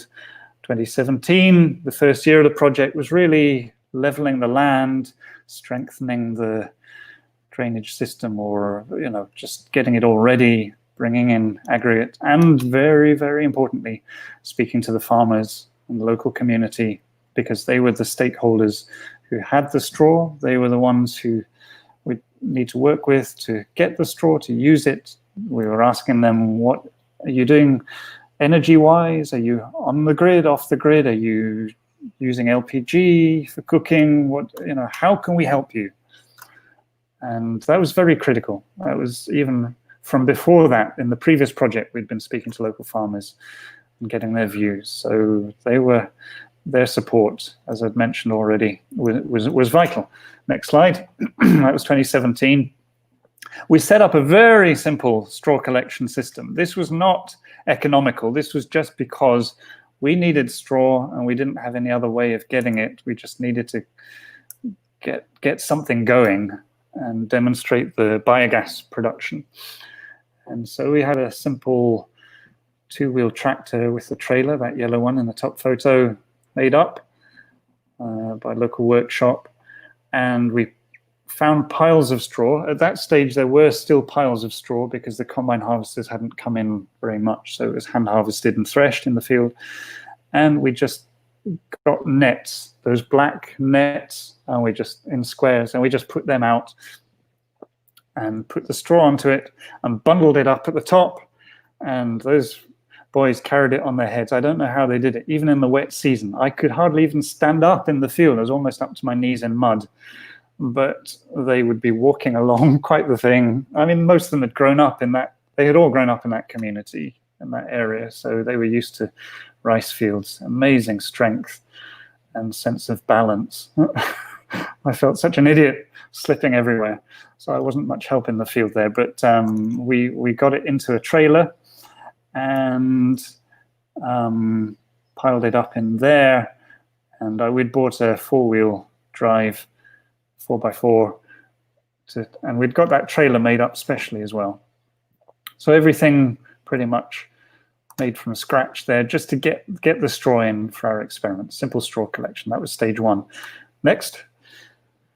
And from there, we had to deal with the storage issue because we didn't have the kit, remember, for making the biogas. So we just had to store it in the what we call mandalas, the traditional way, where you have a bamboo pole and you stack the straw up against it. These work very well if the straw is dry. They don't work if it's wet, because it'll just become a giant compost heap. But if it's dry, they will get wet when it rains, but it'll be just like a thatch roof. The water will roll off the side of it. It's a good traditional way of storing straw. We got a load of those. Next. And while we were waiting for the equipment to come, because it was being manufactured in the UK by our commercial partners there, we decided to set up some mini trials, just using what was available, some blue plastic tanks. So the ones on the right have the straw in and manure, and the ones on the left are catching the gas. So it just has gas and like a water tank. So as it gets the gas, those tanks will rise up. Next slide. So we're getting some data from that a little bit. It wasn't a great success, to be honest. Mishap 2 was in the UK side, where our partners had manufactured from scratch this technology. And they were very experienced in making biogas kit. They'd made stuff for, well, they started off making things for the UK forces, the army in Afghanistan, making biogas for waste, for energy. But in this case, this was something that had never been done before. This was a first of its kind for them and in the world, this kind of equipment. So there would be little things that they just didn't have the part for, that nothing quite fitted or worked. And so they had to fabricate them from scratch. And that led to a lot of delays. I can't remember, it must have been about 6 months of delays. So yeah, 6 months there. So that was it. But anyhow, they set it up there. We were delayed a bit because of that, but they set it up all in the UK, tested it. And so they knew it was working. And then they sent it out here all in 2 shipping containers ready to go. And that was sensible, because even then, you didn't want to be going around trying to find a supplier and fixing things up in the Philippines when you didn't know people. So that was it was just to reduce the risk. It wasn't an economical proposition. It was just to make it work. But even then, setting it up in the winter in the UK, maybe 5 degrees Celsius or even close to freezing, and then assembling it here in the Philippines, 35 or 37 degrees and much higher humidity, it was, some of the parts didn't fit quite as well as they did. So there was a few mishaps around that. Next slide. And then our third mishap, this is, yeah, there were 4 in total. The third one was we sent the stuff from the UK to Manila port, but we soon discovered there were unaccounted costs and bureaucracy, which is I think you know what I mean by that. Any of you who've dealt with the people in the port in Manila, is sort of yeah, it's not good what's going on there. And there's sort of a consortium there who are looking to find things wrong with the bureaucracy and find ways to line their pockets. And we refuse, well, we just kicked back against that and almost got ourselves into trouble. They would just keep it until they get what they want. It's almost like blackmail. And you can't just say, well, dump it in the sea then, because that was our project. It would have been over. So there was that we came across, and click again. There was also that same week, on top of all of this, I was with a colleague from university in the UK, and we were on the MRT in Manila. We were chatting, and this guy brushes against her very hard. She wondered, what was that? And then he's walking to go out as the doors opened at the station, and he sort of rubs against me, and he seems to be jiggling against me. And I'm thinking, what's he doing? And he jumps out, and the doors close, and I check my pocket. Oh no, my wallet! Oh no! And it had everything in it. So stupid. He picked my pocket, and I couldn't do anything. So loads of different credit cards I had to cancel, loads of even my driving license in the UK and my driving license in the Philippines, which I just got after about almost 6 months of bureaucracy. And I hate bureaucracy, and this is the one thing that was just, no, please. If I was going to give up in that paperwork grit week, that would have been it. But I'd come this far, and I really wanted to carry on. I can see Jim smiling there. You remember that. You remember that. I don't think I smiled for about a week, just the thought of filling in all those forms again. It wasn't even I'm sorry you about had to go through all those. it wasn't even about the money. It was just, oh no, The process. more bureaucracy, more processes. Anyhow, that was mishap 3. There's one more to go, which wasn't quite so bad. Anyhow, next slide, please. Finally, we got it all through the port, and it came down pretty quickly in the end, and we managed to get a couple of cranes to lift those 2 shipping containers in place. Can you imagine? If it's like giving birth, this is the birthday. This is when the equipment came, and we and others in the community were all standing there as the sun was going down, watching these mighty cranes lifted into place. Next slide. All our leveling of the ground had been worth it, and we emptied them out and got it was basically 2 plastic sheets, 2 canvas sheets lining, one at the bottom and one going over the top, with a weight going around the edge to seal it so that oxygen couldn't get in. And then we had a sprinkler system. So we'd pile the straw up. Remember, we'd stored it in mandalas and big piles all around there. So we just heaved it all in there. So say it was about 37 degrees. It was exhausting. And we had a team of guys there bravely helping us. And we lifted that final sheet over the top and sealed it. And there we go. That was our giant compost heap that would produce our gas anaerobically. Next slide. And just to prove that it was real, our commercial partner sent up a drone, and that was us lying on the top of it, exhausted, but happy. And those 2 gray digesters have a blue pipe that goes from there into those 2 blue shipping containers at the top, which is where the gas processing unit is. That's at our site in Victoria. 2018, and then next slide. We had the gas processing unit. If you look inside, this is in between those 2 shipping containers. There's 2 bladders, those gray big bags that can take the gas, one raw gas, the other cleaned up gas. On the left there, the green box is a combined heat and power unit. We call it CHP, combined heat and power.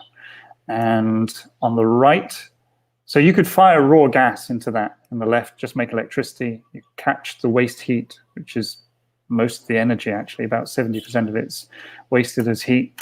And you can use that for other things like drying rice or pasteurizing rice straw. And then that one in the middle is actually a diesel backup generator, because it does need some electricity, and it's a bit of a catch-22. You need the gas to make the electricity, but you need the electricity to get the thing going, make the gas. So that's the diesel generation in the middle. And then on the right is for clean biomethane. We have a system that is called pressure swing adsorption, which is a bit clunky, but it takes raw gas. Raw biogas has methane, but it also has carbon dioxide, nitrogen gas, hydrogen sulfide, impurities. So it strips almost all of those out, and then you're left with methane, which is just like natural gas. If you have natural gas, CNG, LNG, it's natural gas. So fossil fuel, but this is renewably produced. And so that white thing on the right is a compressor, and that compresses that methane, purified methane, into containers. And the idea was that we could just put these canisters onto a truck and take them to people, and they could use that instead of LPG. That was one of our trials. Next slide, please. And so the bottom left there, that is the same shot almost, but it's just beside that compressor. There's in fact 8 of them, special containers that we can put the compressed gas, and that'll take it up to 200 bar if you want, very compressed. You could even power a truck with that.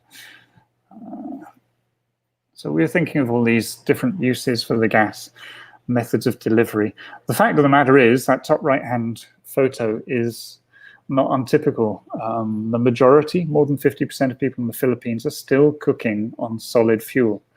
And that causes about 4 million deaths a year around the world, according to the UN, World Health Organization. 4.8 million, but that was a few years ago. So yeah, millions of people are dying from the smoke that they're inhaling at home from that. And more than 50% of Filipinos, and especially in the countryside, they are cooking on open fires. So that's what we're trying to initially reduce just by getting gas as a clean cooking fuel. The bottom right is an innovation from Africa. Well, in fact, a German company that makes these biogas backpacks that are used in Africa. And you don't have to purify or compress the gas for that, which is a good thing because that's pretty expensive. You just let people come and inflate that and take it home on their back, and they can hook it on a pipe to a cooker and just put some weights on it like a balloon, and that gas will burn off on their cooker quite efficiently. It's not as dangerous as it looks. It's flammable gas, but it's 50% or so carbon dioxide. It's it's not going to explode or float off with you attached to it. Nothing like that. It's just an innovation. Biogas backpack it's called. So we tried that, but people didn't like it here. At least in Laguna, they have a lot of LPG, and so they can just cook very conveniently on that. They weren't so much interested in these sort of things. But if you can imagine if you were in the middle of nowhere in Africa, that might actually be a lifesaver for a woman who's having to go a long way to collect wood for cooking and then poisoning herself and her children as she exposes them to the smoke. So those are a few innovations in gas delivery. Next slide. And that led to our fourth and final major mishap, which was the system that we got for purifying the methane, this upgrading system called PSA, pressure swing adsorption. It came from India, and I thought our suppliers in the UK had used this all the time, but it seemed not. And it was a pretty clunky bit of equipment. This was the first time they'd installed it.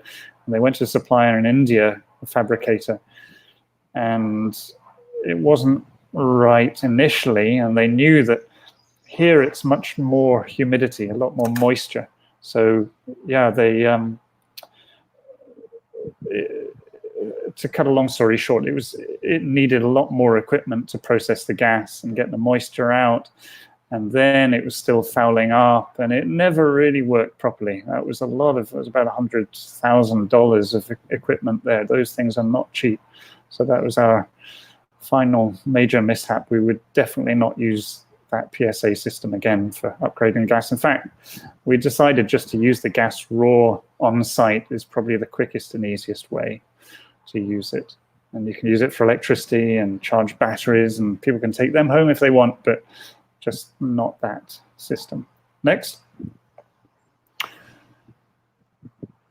Okay, so we're moving on. We're getting towards the end now. So we improved the straw collection from those early days and started to go a bit bigger scale, hired a truck. That made it so much easier. And we were still using the bags, those nets, but we were experimenting also.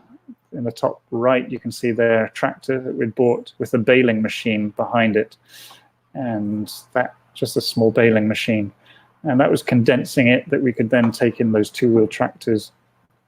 And we're starting to make progress with that. Still, it wouldn't be suitable in the wet season, in the wet harvest, but we're getting better at collecting the straw. Next slide.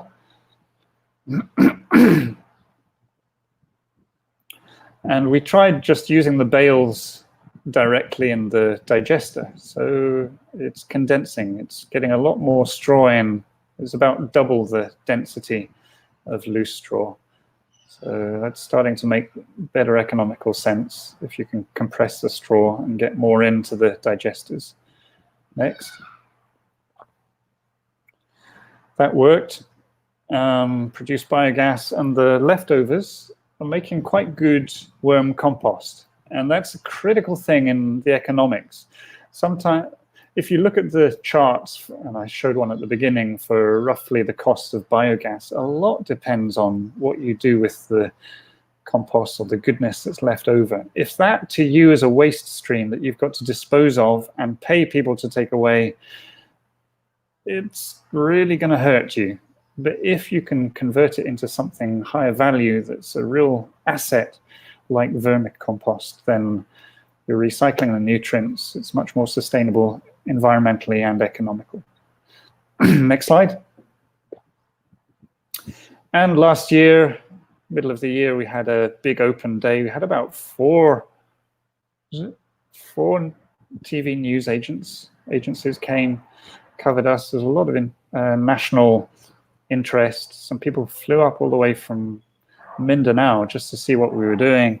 We had about 200 people there that day, mostly from the local community, even a school class, up to directors of government agencies here in the Philippines. We had the British Embassy representatives, and we had a, next slide, ribbon cutting. That was a great day. It was a really fantastic day. There we were, sort of like a grand official opening to the public. And there were people there. In fact, someone in my team is probably the leading bioenergy specialist in the UK. And you know what she said? Scientist. And she said, this is the most uniformly positive event that I've ever been to in my life. That's what she said. It was so positive. People were incredibly supportive. And even farmers, most farmers were on board from the beginning. But there were some farmers who had said, you want our straw, you have to pay for it. And we said, but it's trash. They'd almost literally got the box of matches in their hands to burn it.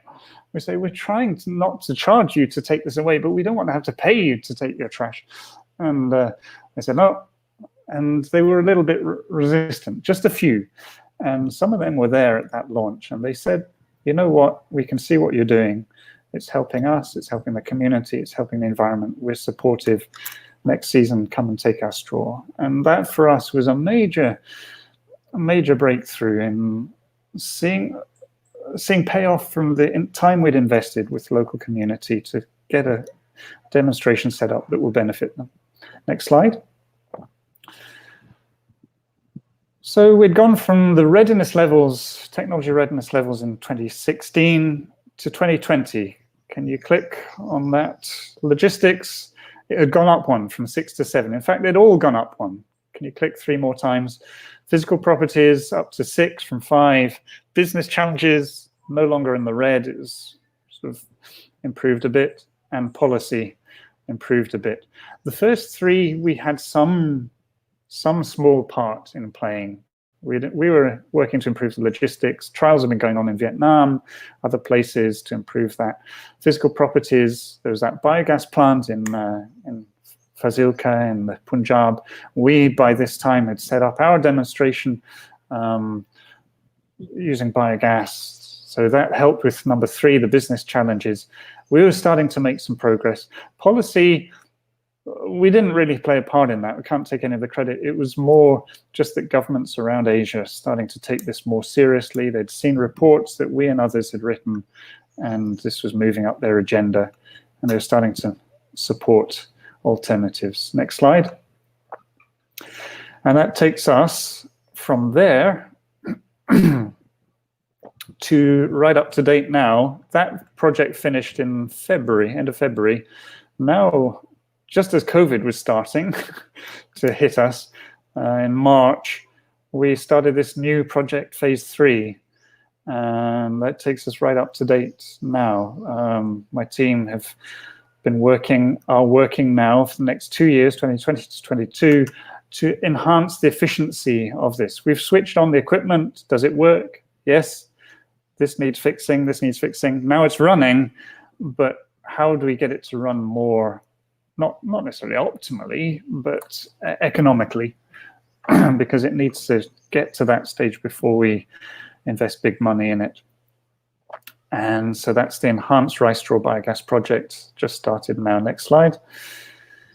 And our targets, well, we are demonstrating we've had the initial first collection of the rice straw system, then slightly better one with the truck, remember?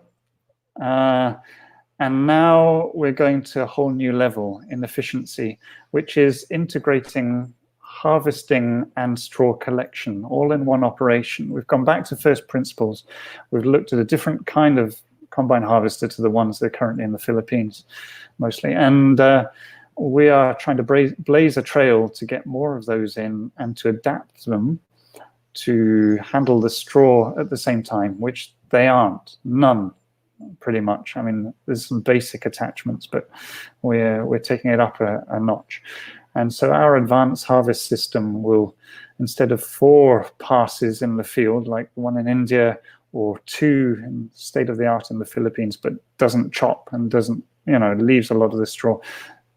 This one is going to get almost all the straw out in one go, and much more cost effectively. We're looking at below $10 a ton, instead of 12 to 18. So we're raising the bar in this. Next slide. And in addition to trialing that advanced system in this new project, we're aiming to halve the costs of biogas overall to make it that it's cheaper than LPG to produce. That's quite a big goal for a new technology. And we're trying to demonstrate new business models which are using that straw and the energy from it in the local supply chains. I'll show you in a moment. We want to reduce the methane emissions to industry standard, less than 2% fugitive emissions, because that's nasty stuff. You don't want it to be escaping and causing global warming. That's part of our rationale, and getting feedback. So we're teaming with the University of the Philippines, Los Baños, for number 4. There's 5 work packages, and then the 5th one is Aston University in the UK, and the first 3 is my company. Next slide. And we want to show different 3 target markets that we're aiming at for the use of this. One is irrigating the rice fields. A lot of farmers aren't able to produce optimally just because they don't have irrigation water, or if they do, it's diesel pumped and it's very expensive and inefficient. So we're planning to use energy from our biogas plant to irrigate our neighboring rice field and get feedback on how that is. And then in the future, not in this actual project because we're not owning a mill or drying particularly, but it can power those instead of diesel, which many rice mills are turning on diesel power, and kerosene is often usually used for drying. So those are 2 fossil fuels we can substitute once we've made the gas.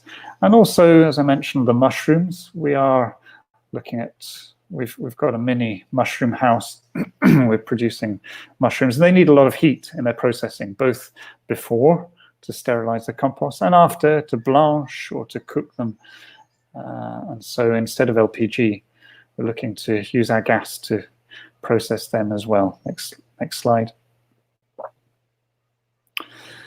We did, in this last project, the rice straw to biogas one, we did survey local farmers, as I mentioned, and we asked them what they thought of different business models. How would they like to work with us? How would they like to use the biogas to be used in their community? And we've just published in the last few weeks in Biomass and Bioenergy, one of the leading bioenergy publications in the world, scientific journals. And we just published in there, and this was what we found. Next slide, please. We asked them, would you like us to set up household biogas? that you can take away and use at home, the gas. We produce it centrally, but how would you like to use the gas? Household as gas? Not really. They weren't that interested in that because I think because we're close to Manila, they've got easy access to affordable LPG. How about a fuel station where we produce fuel, electricity for your needs? Well, yeah, maybe.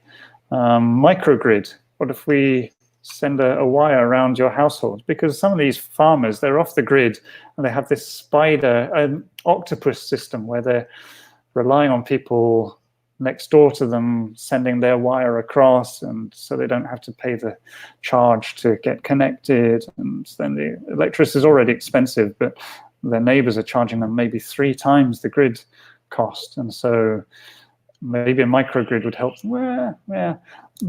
But what they really liked was the mushroom idea. They wanted to be able to, if we process the straw for them and we incubate it and grow mushroom spawn, if we then let them have it, or they come and rent a building on our site, they can work to grow the mushrooms and then sell them. And they loved that. And we even processed the mushrooms into an added value product that they could sell on a stall. And they loved that. They wanted an extra income stream. That's what they wanted. So that one on the right, the mushroom business model, got the most support. Next slide. So we started to integrate that. This is a bit complicated. Next, I'll just skip over that. This is a sort of a schematic of what we're doing. We're taking the straw from the field, top left, into our biogas plant, mushrooms, biogas, making the product, mushroom burgers, in fact, as a meat alternative, and then the farmers are involved in growing the mushrooms, selling the burgers, and making more profit. And then the compost from that could go back to the rice field, but probably better if it is sold outside of the rice environment and they just use fertilizer. As I said, we don't want to get more organic matter into the fields. It's okay without that. Next slide. Getting towards the end now. So we've just produced a minimum viable product, some mushrooms and a mushroom burger. We just called it CJ's Mushroom Burger for the sake of giving it a name. They wanted to call it Craig's. I said, people don't know the name Craig here so much anyhow, and it's not about me. Just call it CJ's if you want to. So it's a delicious burger, by the way. I'm hoping we'll really commercialize this. And next slide. That's this project. And then the next plan is for commercialization. Just to close, we are on the verge of going to commercial scale, probably next year. So we're trying to raise capital for that based on what we've got at the moment. It's still fairly high risk, so we'll try and get some grant funding, but most of the money we'll have to raise ourselves. Next slide.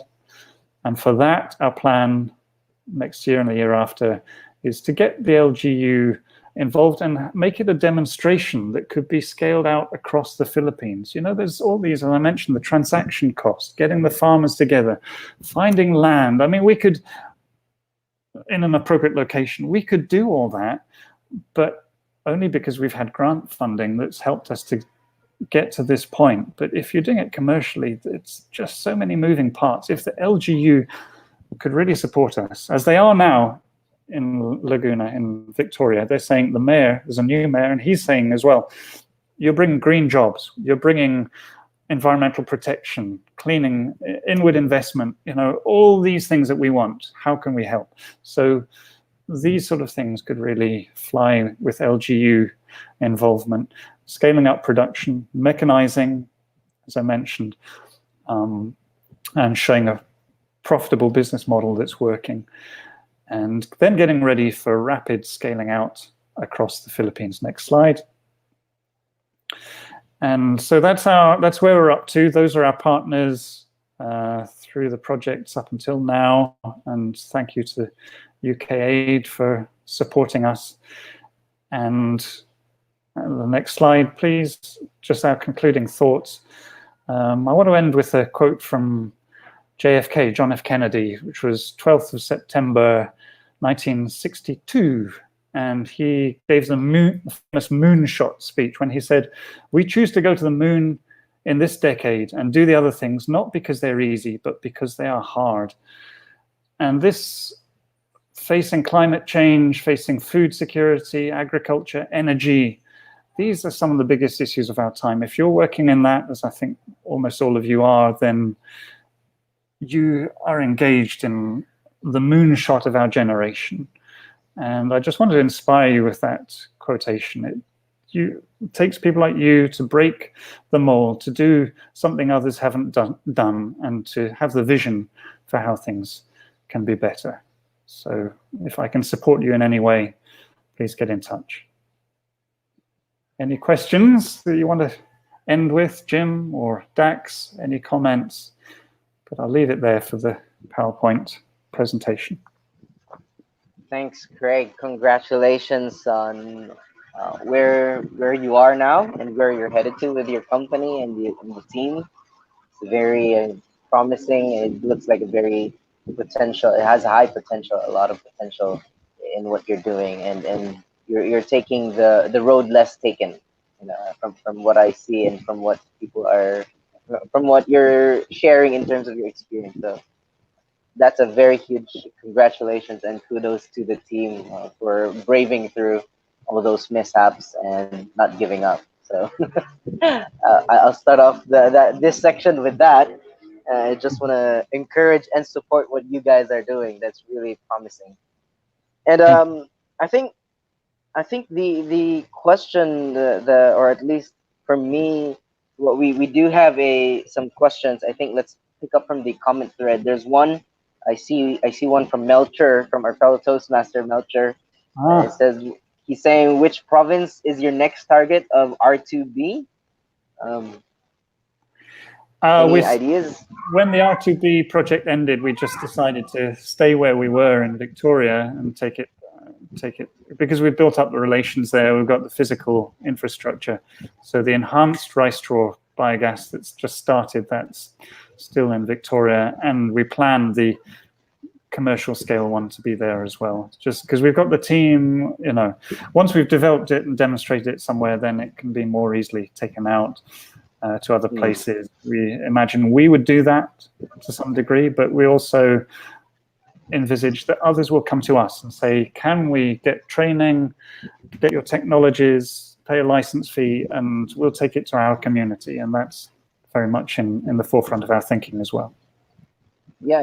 And I think my next question, actually, which I noted down here, is also on the question of the survey that you showed us on, in terms of the preference for business models, where your respondents said that the mushroom ranked higher than all other types of business models. Yeah. Being mentioned. Were your respondents from Laguna only, or from Victoria only, or from different towns of Laguna? Well, there's 3 rice growing communities that sort of joined together. The in southern Laguna there is Victoria, Calauan, and Pila. And so we were interviewing people around there, but mostly Victoria, I think. Yeah, we hadn't really gone beyond that in the interviewing. But that may have been partly because it was, you know, they have good energy access there, so it could well be different in other places. But it seems to be a trend now that if you're supplying particularly off-grid energy, the thing is not just to sell it as energy. Quite often, people are looking at how to embed that in a product or service, like, okay, we've got electricity, but we'll make office space available, and it's got aircon, it's got lighting, it's got, you know, it becomes like a little island there, or mobile phone charging, whatever. There's different business models that people try. And some may rent it out in batteries, but they just charge per rental per day rather than per amount of energy they use. So there's different approaches to that. But that's what we're focusing on. Okay, we're not actually selling energy per se, but we're selling an irrigation service, a milling and drying service, a mushroom spawn production service, and the energy is embedded in them, but it's the overall service that we're selling. So it's more of the value proposition is not just bioenergy, but at least the different types of business models that bioenergy could power Yeah. Yes, yeah, exactly, and that's I think that's the way we're seeing things going, and it gives more employment opportunities. It's an enabler. It's energy for productive Yeah. use. Mm, great. Yeah, this is a very important question. I think. Have you applied for patent for this technology? Up until now, we've just been trying to get it going. Now, in this new project, enhancing it, we're getting closer to where we think we'll be in the final technology, and so we're getting ready to make some patent applications in that. Patents, honestly, are sometimes a little bit overrated. If you're going for venture capital, then it can give investors some feeling of security that even if everything went belly up, they could sell the patent. But more important, I think, is just getting a product or service that is needed and being a pioneer in that area, establishing, getting a technology head start. And it could be know-how, technological know-how. What other team in the world knows what we know, but putting that into a business model. It doesn't have to be just patents, is what I'm saying. We can train people up, make these things available. Yeah, so we have somebody, JD, who's also been following us in the webinars, and he says, thanks for sharing us your initiative. He's currently working at the Office of the Provincial Agricultures of Ilocos Sur, and they'd love to hear more of your project for the benefit of their farmers. And I think that's one of the things that you had in your plan, which you mentioned for phase 4, where you're getting involved with the local government units. Yeah. Yes, that's right. We've got good support from our LGU, and we'd love that to then, if other LGUs go to them in the future and say, hey, we have that same problem that you had. How can we do what you did? And, they then become part of the training and extension as well. Not us. Okay, so we have Dr. Mika Carada. She's actually a professor in the College of Public Affairs in UPLB. She says, very interesting presentation. With the risk of the business, it would be good to have a business contingency plan, including disaster contingency plan. Yeah, we have to, before we get any of this funding, we have to have a risk assessment and risk plan. And what's the likelihood of this going wrong? If it goes wrong, how devastating would it be? And then what's our plan for mitigating those risks? And it could be anything from typhoon to not getting a bit of equipment in on time to something not working. So we've made contingencies for all those things. Yeah. So somebody's asking how they can get in touch with you. Would you prefer through email? Yes, I put my email up there. It's craig@strawinnovations.com. Okay. Dax, maybe you could type that in for the viewers to see, please. Yeah, just craig@strawinnovations.com. There we go. Okay. All right. So for those who are interested to get in touch with Craig and see how you can work with him and his company, you can go directly and email him at craig@strawinnovations.com. You can check out their website as well. That's the website, right, Craig? Strawinnovations.com. Yeah, www.strawinnovations.com. It did crash previously, and so it's just the bare basics. We're needing to do some work on that, but you've got some videos there. You can see a bit more about our project, and in fact, one of the news releases, when we were on the news, that's on there as well. You can see video footage. Yeah. So I had a question which actually Melcher also asked, and it's related in how do we move forward in terms of the bioenergy space, and like what he's also saying, how has COVID-19 affected your project, which was also my question on what is the way forward from how you see it in terms of bioenergy in the context of the quote-unquote new normal, given what COVID-19 has brought about. Yeah, well, that's a little bit why I played on that in the title, saying how to lock down emissions, because we've all been locked down. last 3 months, but as we come out of lockdown, this is the climate change thing, which understandably has taken a bit of a backseat to the immediate emergency, is something that we're going to have to face up to and take more drastic action, I think, to address. And that's where I think the fact that things have changed now is great. You know, there is a new normal. People are able now, without shame, to say, oh, let's just have a Skype instead of face-to-face meetings or flying all around the world. You know, these are well-known things. But in the supply chain for what we're doing in the field, on the ground, that is a big challenge because we've been restricted to some degree in our movement. We've been restricted in getting stuff into the country. So the whole supply, in fact, we got shortlisted by Asian Development Bank a couple of months ago for a competition, international competition, showing clean energy technologies. And so we got down to the last 5, and there was a $500,000 grant there, you know, for the taking. But we just had to pull out of it. We just couldn't continue to the final stage because how do you take on that kind of a commitment when you can't even get stuff into the country, when you can't move around? For us in bioenergy, it's particularly critical. So we just have to consolidate to where we are and just make sure that we do a few things well rather than overstretching and spread yourself too thin. Yeah. So that is one immediate effect of COVID. But we are considered essential because we're food and energy production, and so we've been able to have a core team just working on the site and keeping it going. I'm really grateful to them for their efforts and dedication. Okay, so is the company open for a local partnership with LGU projects? Yeah, we are.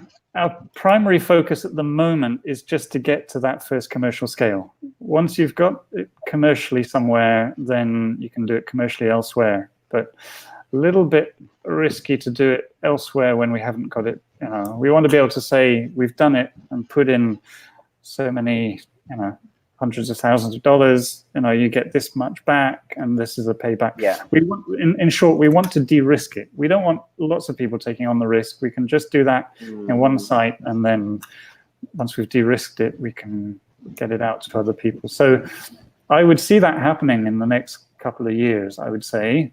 And so please,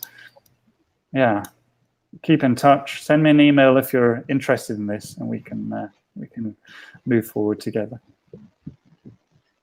So we have a very special person who's also joined us and given us a comment. Thank you, Mr. Craig. This is Dax's mom, actually.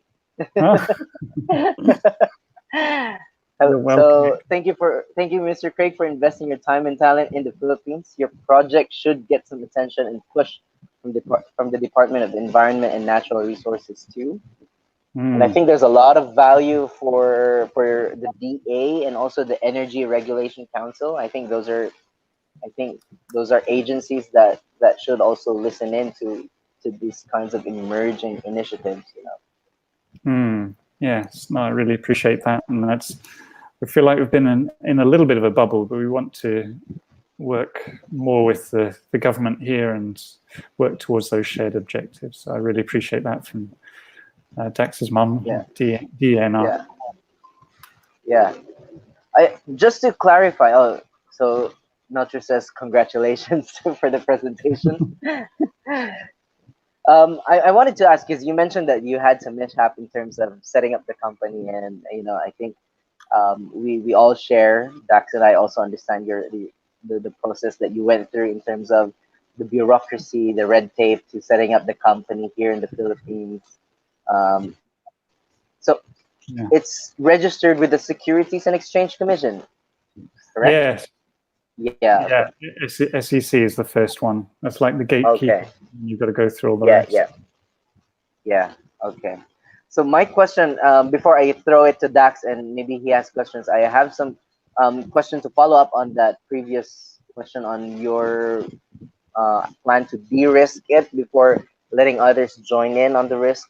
One idea, or at least something that came up in my head while listening to you and your plans forward, is did you consider thinking about franchise models as a way for you to replicate it also in the country, given that there is a huge culture of franchise in the Philippines, and that's something that Filipinos kind of are familiar with in terms of replicating business models. Is that something that you've considered as well? Absolutely, yes. From way before I even started this, when I was writing the report for the UN, and even before that, I've been really interested in the franchise business model or micro franchising, because not everyone is an entrepreneur. There are a lot of people who would love to start a business, but they don't want to start it from scratch. They want to take a formula that someone has de-risked, that they know will work, and they just pay a license fee and put the effort in. They own it, and that would open these sort of things up to a lot more people. And so, we are under no illusions that we're going to control the whole rice straw resource from all over Asia. It's just we're a facilitator. But we want to work with people, and if a micro franchise or franchise business model, it could be. I mean, in a way, it is that for the farmers. If they want to, if we create a brand around our meat alternative products, then they set up a store. They own the store. They would be the seller in that area, just like Mr. Chippy or whatever, I don't know, Jollibee, whatever. They would be the seller in that area, and so they could have the product and the branding as part of that. That would be a micro franchise. CJ's Burger. Yeah, CJ's Burger. But the I have to come up with a new name. But the overall sort of business infrastructure or ecosystem, if you like, could be a larger franchise in itself. Yeah. Dax, do you have any question before we jump into the questions on the comment thread? Yeah, those are the ones I saw. We have somebody from the Philippine Rice Research Institute watched also with us from the Science City of Muñoz, and Craig and I have been there for rice related and mushroom related research endeavors back then as well. Welcome, Jeffrey. Yeah. I think there was also another question, Dax, from JD on considering corn stalk as an alternative for rice straw. Did that come up in your research somehow, Craig, or? Yeah, I mean, there was a study in the States. What was it? Billion ton biomass. They were trying to find sustainable source of biomass, and corn stover is well researched, I think. In those aerobic, normal agricultural systems, you have to be careful not to strip the soil of all the carbon. You could get around that potentially by having some ground cover. Here, Arenga pinnata, a ground cover peanut. That Arachis pintoi. Arachis pintoi. Sorry. That can be something that could cover the ground and enable carbon to be maintained, so that you could remove all that above ground biomass. But otherwise, you've got to be a little bit careful of the soil dynamics there. But that's where rice is a little bit unusual. Dax, do you have any questions you want to throw? Well, I actually don't have any questions, but I'm just really, this presentation has been an eye opener for me, Craig, and I'm excited to see where this, where your company goes and where this project goes, and eventually how it will scale up, and to see how it will affect the lives of Filipino farmers and also help us reduce emissions in rice, and hopefully this could be a global thing. Yes, I hope it will bring benefit across Asia. This is very promising. And Craig, just to also remind you, this webinar would be kept live on Facebook and YouTube.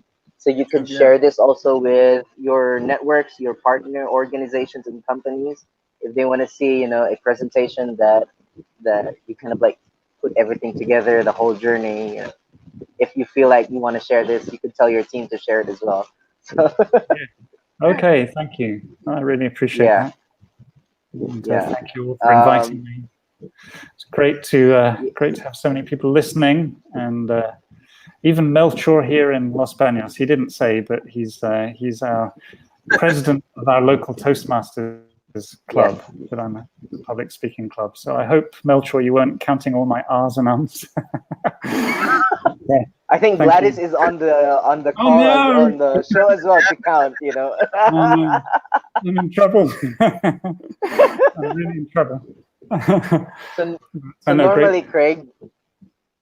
normally There we go. we end the show with a what we call the Batian corner, or what we in English we say the shout out portion of the show. So we give you an opportunity to shout out, to mention anybody, or say you want to appreciate them or acknowledge them in what you're doing or all that.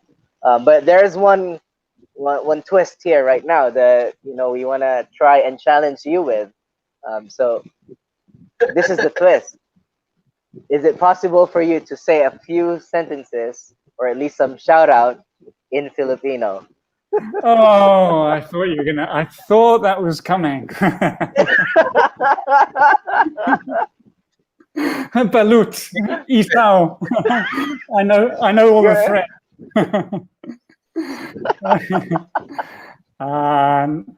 Nakakaintindi ng konting Tagalog. Is that right? I can just speak a little bit. oh. Hindi masyado.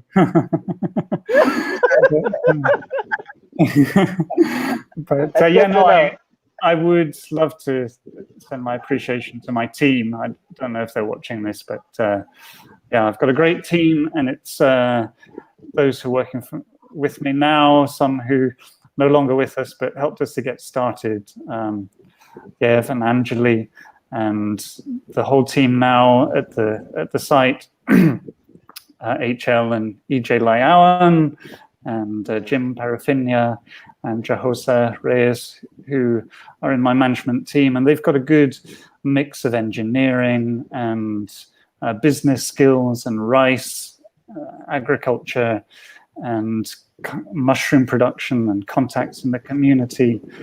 And it made me realize just how we would get nowhere without a team. You can't do things on your own and get very far. And the boys at the site who've worked through typhoon season and summers in the heat and just made it happen, and just worked together. A lot of them, Jim's friends, Jim Parafinia's friends from the local community who've grown up together. And there's an amazing cohesion and bonding and work ethic amongst them. And it's been a joy. It's been a joy. I mean, some headaches from bureaucracy and things going wrong, but that's all goes into the mix. And I'm really lucky to be in Los Baños and working with this team. So thank you very much to everyone. Great. Thanks, Craig. It's really, I mean, just a quick trivia for the viewers. I used to work as a research assistant for Craig. Craig was my first boss, and I'm very happy to see like where all our ideas that were just in the office back then, things that we would be throwing around, ideas that we'd be throwing around, how the mushroom could look like with the rice, and seeing how this has gone forward. It's very pleasing to see that things are becoming real and they're being materialized now. So kudos Yeah. on. I think you'd have to change the CJ's mushroom burger though, because they might mistake it for Kano Jim. So just make sure Yes, they that's don't true. get the wrong idea. We have similar initials, back to front. Just don't sue me, okay? Don't sue me for the right. But no, Jim and Rain and I were office mates in World Agroforestry Center. And Yeah. yeah, in fact, it was Dr. Rodel Lasco, who was the one who invited me here in the first place. I'm so indebted to him and colleagues at ICRAF who continue to support, and I continue to collaborate and want to see them integrated as well and use our site for offsetting emissions through tree planting. And yeah, it could just be so world changing. And that's a great thing in Los Baños. I keep bragging about Los Baños, but if you're into climate change, you can just go and have lunch with so-and-so and so-and-so. There's 4 lead authors on the IPCC. If you're into rice, IRRI, the World Center for Rice Research, there's Phil Rice Base here. You've into the environment, Mount McKilling. There's so much of a resource here, and it's just getting stuff out from academic to productive use. That's a great challenge for us and for many others. Yep. It's great to hear. So, Jim, can I go ahead Yes. on the things and then you wrap us up? Go Okay. ahead. Go ahead. First off, I would just like to thank Craig for accepting our invitation to share what he has done with the biogas community, and thank you so much. I mean, listening backstage, I was really like invested in the presentation, and I'm just like imbibing everything, just taking everything in, and I learned a lot today. I learned a whole lot today, and it makes me I'm really grateful that you took the time out to talk to us today, and for that we thank you. And I also would like to greet, of course, the Toastmasters International. I was also a former member of Toastmasters, and yeah, I would have been. I think I would have been booted out with all the ums and uhs that I do. I mean, that would have been off the charts. But I just wanna give them a quick shout out as well. I know you both belong to Toastmasters clubs in Erie and in Laguna. So yeah, big greetings to Toastmasters. And just like to greet the usual suspects, my parents, Joseph and Carol, for supporting this endeavor of ours with Dream Agritech and Agri 2020, and my girlfriend Ren, who's watching right now. Please stay safe. And yeah, that's it. Jim, you can take us home with all the announcements. Great. Thanks, Dax. So before I give my shout out, this is a quick reminder with those who are expecting an e-certificate for attending this webinar. Make sure you drop in and fill out the evaluation form here at dreamagritech.com/straw to biogas number 2. Again, that's dreamagritech.com/straw to biogas. So make sure you fill out an evaluation form to be eligible for an e-certificate. So we are strictly implementing no evaluation form, no e-certificate. So please make sure you fill out that evaluation form. We have a very important announcement as well. Dax, starting next week. Oh no, not next week. Starting on June 22, we will be having the Agri 2020 webinar series at 5:30 p.m. instead of 3 p.m. And this is because or due to public demand that we've had feedback from people saying that they'd love to be or at least participate and attend the webinars after working hours, which is 5 p.m. So uh, this is the very reason why we have evaluation forms, because we want to get your feedback so that we can better serve your needs and your preferences. And this is one thing that we see as a way forward for us to help you better. So we're moving Agri 2020 starting June 22 to 5:30 p.m. and you can catch us still here at Dream Agri Media and Dream Agritech Consultancy Services. If you notice, also, can you go back on that one, Dax? We said June 2022.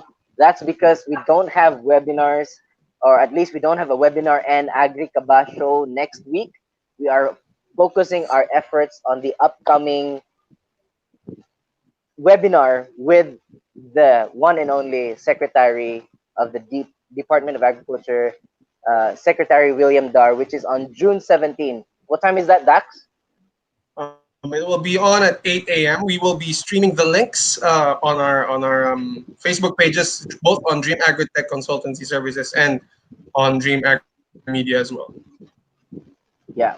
So watch us and catch us at June 17, 8 a.m. We will be with Secretary William Dar and the Food Security Ambassador, Mr. James Reed.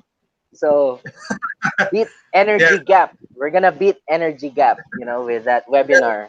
Uh, We'll be talking and this about is this is organized by who's that? The Philippine the embassy Embassy. of the Philippines in Washington D.C. Um, via our agricultural attaché, Dr. Joy Chio Havelosa. So we will be talking Yeah, about investment opportunities in agriculture for our OFWs and for our kababayans who are based abroad. So we hope that we get to see an uptick in investment in this particular industry, and we hope that the webinar will play a part in that. So yeah, please do yeah, tune in June 17, 8 a.m. Philippine time. And for those in the US, it'll be June 16, 8 p.m. I guess 8 p.m. in the US. So yeah, there's a post in the Facebook page of the embassy in the Philippines in the US, based in Washington. So please do visit their page, and we have also shared the poster on Dream Agritech Consultancy Services page. So please do check that out as well. So yeah, Jim, yeah. you can go ahead now with your greetings. All right. So, thanks to first of all, thanks Greg for obliging and joining us in this call. We really appreciate your time, and thanks for sharing those updates on where rice or at least straw innovations has gone. So, thanks to all of that. Thanks to my family who always followed Dream Agri Media, Dream Agritech webinar series for tuning in and listening in. Thanks to my girlfriend who's also very supportive of this effort.